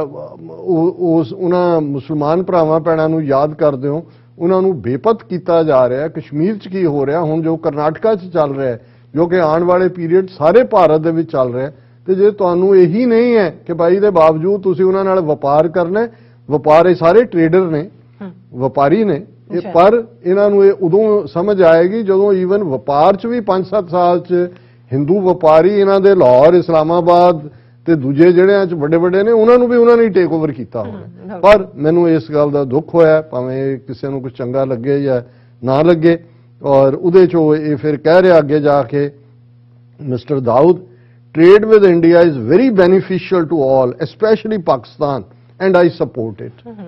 ਫਿਰ ਤੁਸੀਂ ਬੰਦ ਹੀ ਕਾਹਨੂੰ ਕਰਨੀ ਸੀ? ਆਪਣੇ ਜਿਨ੍ਹਾਂ ਨੂੰ ਐਡਵਾਈਸ ਕਰਦੇ ਹੋ ਉਹਨਾਂ ਨੂੰ ਫਿਰ ਕੀ ਕਹਿਣ ਦੀ ਲੋੜ ਸੀ ਕਿ ਜੀ ਅਸੀਂ ਇਹ ਸਾਰਾ, ਔਰ ਦੂਜੇ ਪਾਸੇ ਇੰਡੀਆ ਕਹਿ ਰਿਹਾ ਜੀ ਹਾਂ ਅਸੀਂ ਕਰਾਂਗੇ ਗੱਲਬਾਤ, ਪਰ ਪਹਿਲਾਂ ਦਹਿਸ਼ਤਗਰਦੀ ਬੰਦ ਕਰੋ। ਆ 4 ਦਿਨ ਪਹਿਲਾਂ UN ਦੇ ਵਿੱਚ ਇੰਡੀਅਨ ਮਿਸ਼ਨ ਨੇ ਕਿਵੇਂ ਪਾਕਿਸਤਾਨ ਨੂੰ ਲਸ਼ਕਰੇ ਤੋਇਬਾ ਉਹਦੇ ਨਾਲ ਜੋੜ ਕੇ ਉਹਨੂੰ ਕਿਹਾ ਜੀ ਇਹ ਸਭ ਤੋਂ ਵੱਡੀ ਜਿਹੜੀ ਹੈ ਸੈਂਕਚੁਰੀ ਹੈ। ਅਫਗਾਨਿਸਤਾਨ 'ਚ ਤੁਹਾਡੇ ਨਾਲ ਇੰਡੀਆ ਨੇ ਕੀ ਨਹੀਂ ਕੀਤਾ, ਉੱਥੇ ਉਹ 20 ਸਾਲ ਬੈਠ ਕੇ ਜਦੋਂ ਤੋਂ 9/11 ਤੋਂ ਬਾਅਦ। ਔਰ ਜੇ ਹੁਣ ਤੁਹਾਨੂੰ ਥੋੜਾ ਬਹੁਤ ਉਹ ਇਨਫਲੂਐਂਸ ਫਰੀ ਤੁਹਾਡਾ ਉਹ ਬਾਰਡਰ ਮਿਲਿਆ ਤੇ ਤੁਸੀਂ ਇਧਰ ਜਿਹੜਾ ਫੇਰ ਉਸ ਕਿਸਮ ਦੀਆਂ ਹਰਕਤਾਂ ਕਰਦੇ ਹੋ। ਔਰ ਮੈਂ ਸਮਝਦਾ ਵੀ ਇਹ ਅਲਟੀਮੇਟਲੀ ਜੇ ਮਜ਼ਹਬ ਵੀ ਵਪਾਰ ਹੈ, ਇਨਸਾਫ, ਈਮਾਨ, ਉਸ ਨੂੰ ਵੀ ਤੁਸੀਂ ਟ੍ਰੇਡ 'ਚ ਹੀ ਲੈ ਆਣਾ। ਇਹ ਤੁਸੀਂ ਫਿਰ ਇਨਸਾਫ ਨੂੰ ਵੀ ਟ੍ਰੇਡ ਇਨ ਨਹੀਂ ਕਰ ਰਹੇ, ਤੁਸੀਂ ਈਮਾਨ ਦਾ ਵੀ ਨੂੰ ਵੀ ਟ੍ਰੇਡ ਇਨ ਕਰ ਰਹੇ ਹੋ। ਜੀ ਡਾਕਟਰ ਸਾਹਿਬ, ਤੁਹਾਡਾ ਬਹੁਤ ਬਹੁਤ ਸ਼ੁਕਰੀਆ, ਤੁਸੀਂ ਆਪਣੇ ਵਿਚਾਰ ਸਾਡੇ ਦਰਸ਼ਕਾਂ ਨਾਲ ਸਾਂਝੇ ਕੀਤੇ ਨੇ। ਸੋ ਇਸ ਤਰ੍ਹਾਂ ਆਪਣੇ ਵਿਊਜ਼ ਕੋਲ ਨੇ ਇਜਾਜ਼ਤ। ਵਿਊਅਰਸ, ਸਾਡੇ ਪ੍ਰੋਗਰਾਮ ਦਾ ਸਮਾਂ ਇੱਥੇ ਸਮਾਪਤ ਹੁੰਦਾ। ਤੁਸੀਂ ਆਪਣੀ ਰਾਏ ਤੇ ਸੁਝਾਅ ਸਾਨੂੰ ਭੇਜਣਾ ਭੁੱਲਣਾ ਸਾਡੇ ਇਸ ਪਤੇ ਤੇ sos@tv4.tv ਤੇ। ਅਸੀਂ ਆਪਣਾ ਪ੍ਰੋਗਰਾਮ ਲੈ ਕੇ ਫਿਰ ਦੁਬਾਰਾ ਤੁਹਾਡੇ ਸਾਹਮਣੇ ਹੋਵਾਂਗੇ। ਤਦ ਤੱਕ ਲਈ ਮੈਨੂੰ ਤੇ ਪਰਨਾ ਸੁਣਾ ਗਿਆ ਦੋ ਦੇਖਦੀ ਰਹੋ TV84। ਬੁਲਾ ਦਿਓ ਫਤਿਹ। ਵਾਹਿਗੁਰੂ ਜੀ ਕਾ ਖਾਲਸਾ, ਵਾਹਿਗੁਰੂ ਜੀ ਕੀ ਫਤਿਹ। ਰੱਬ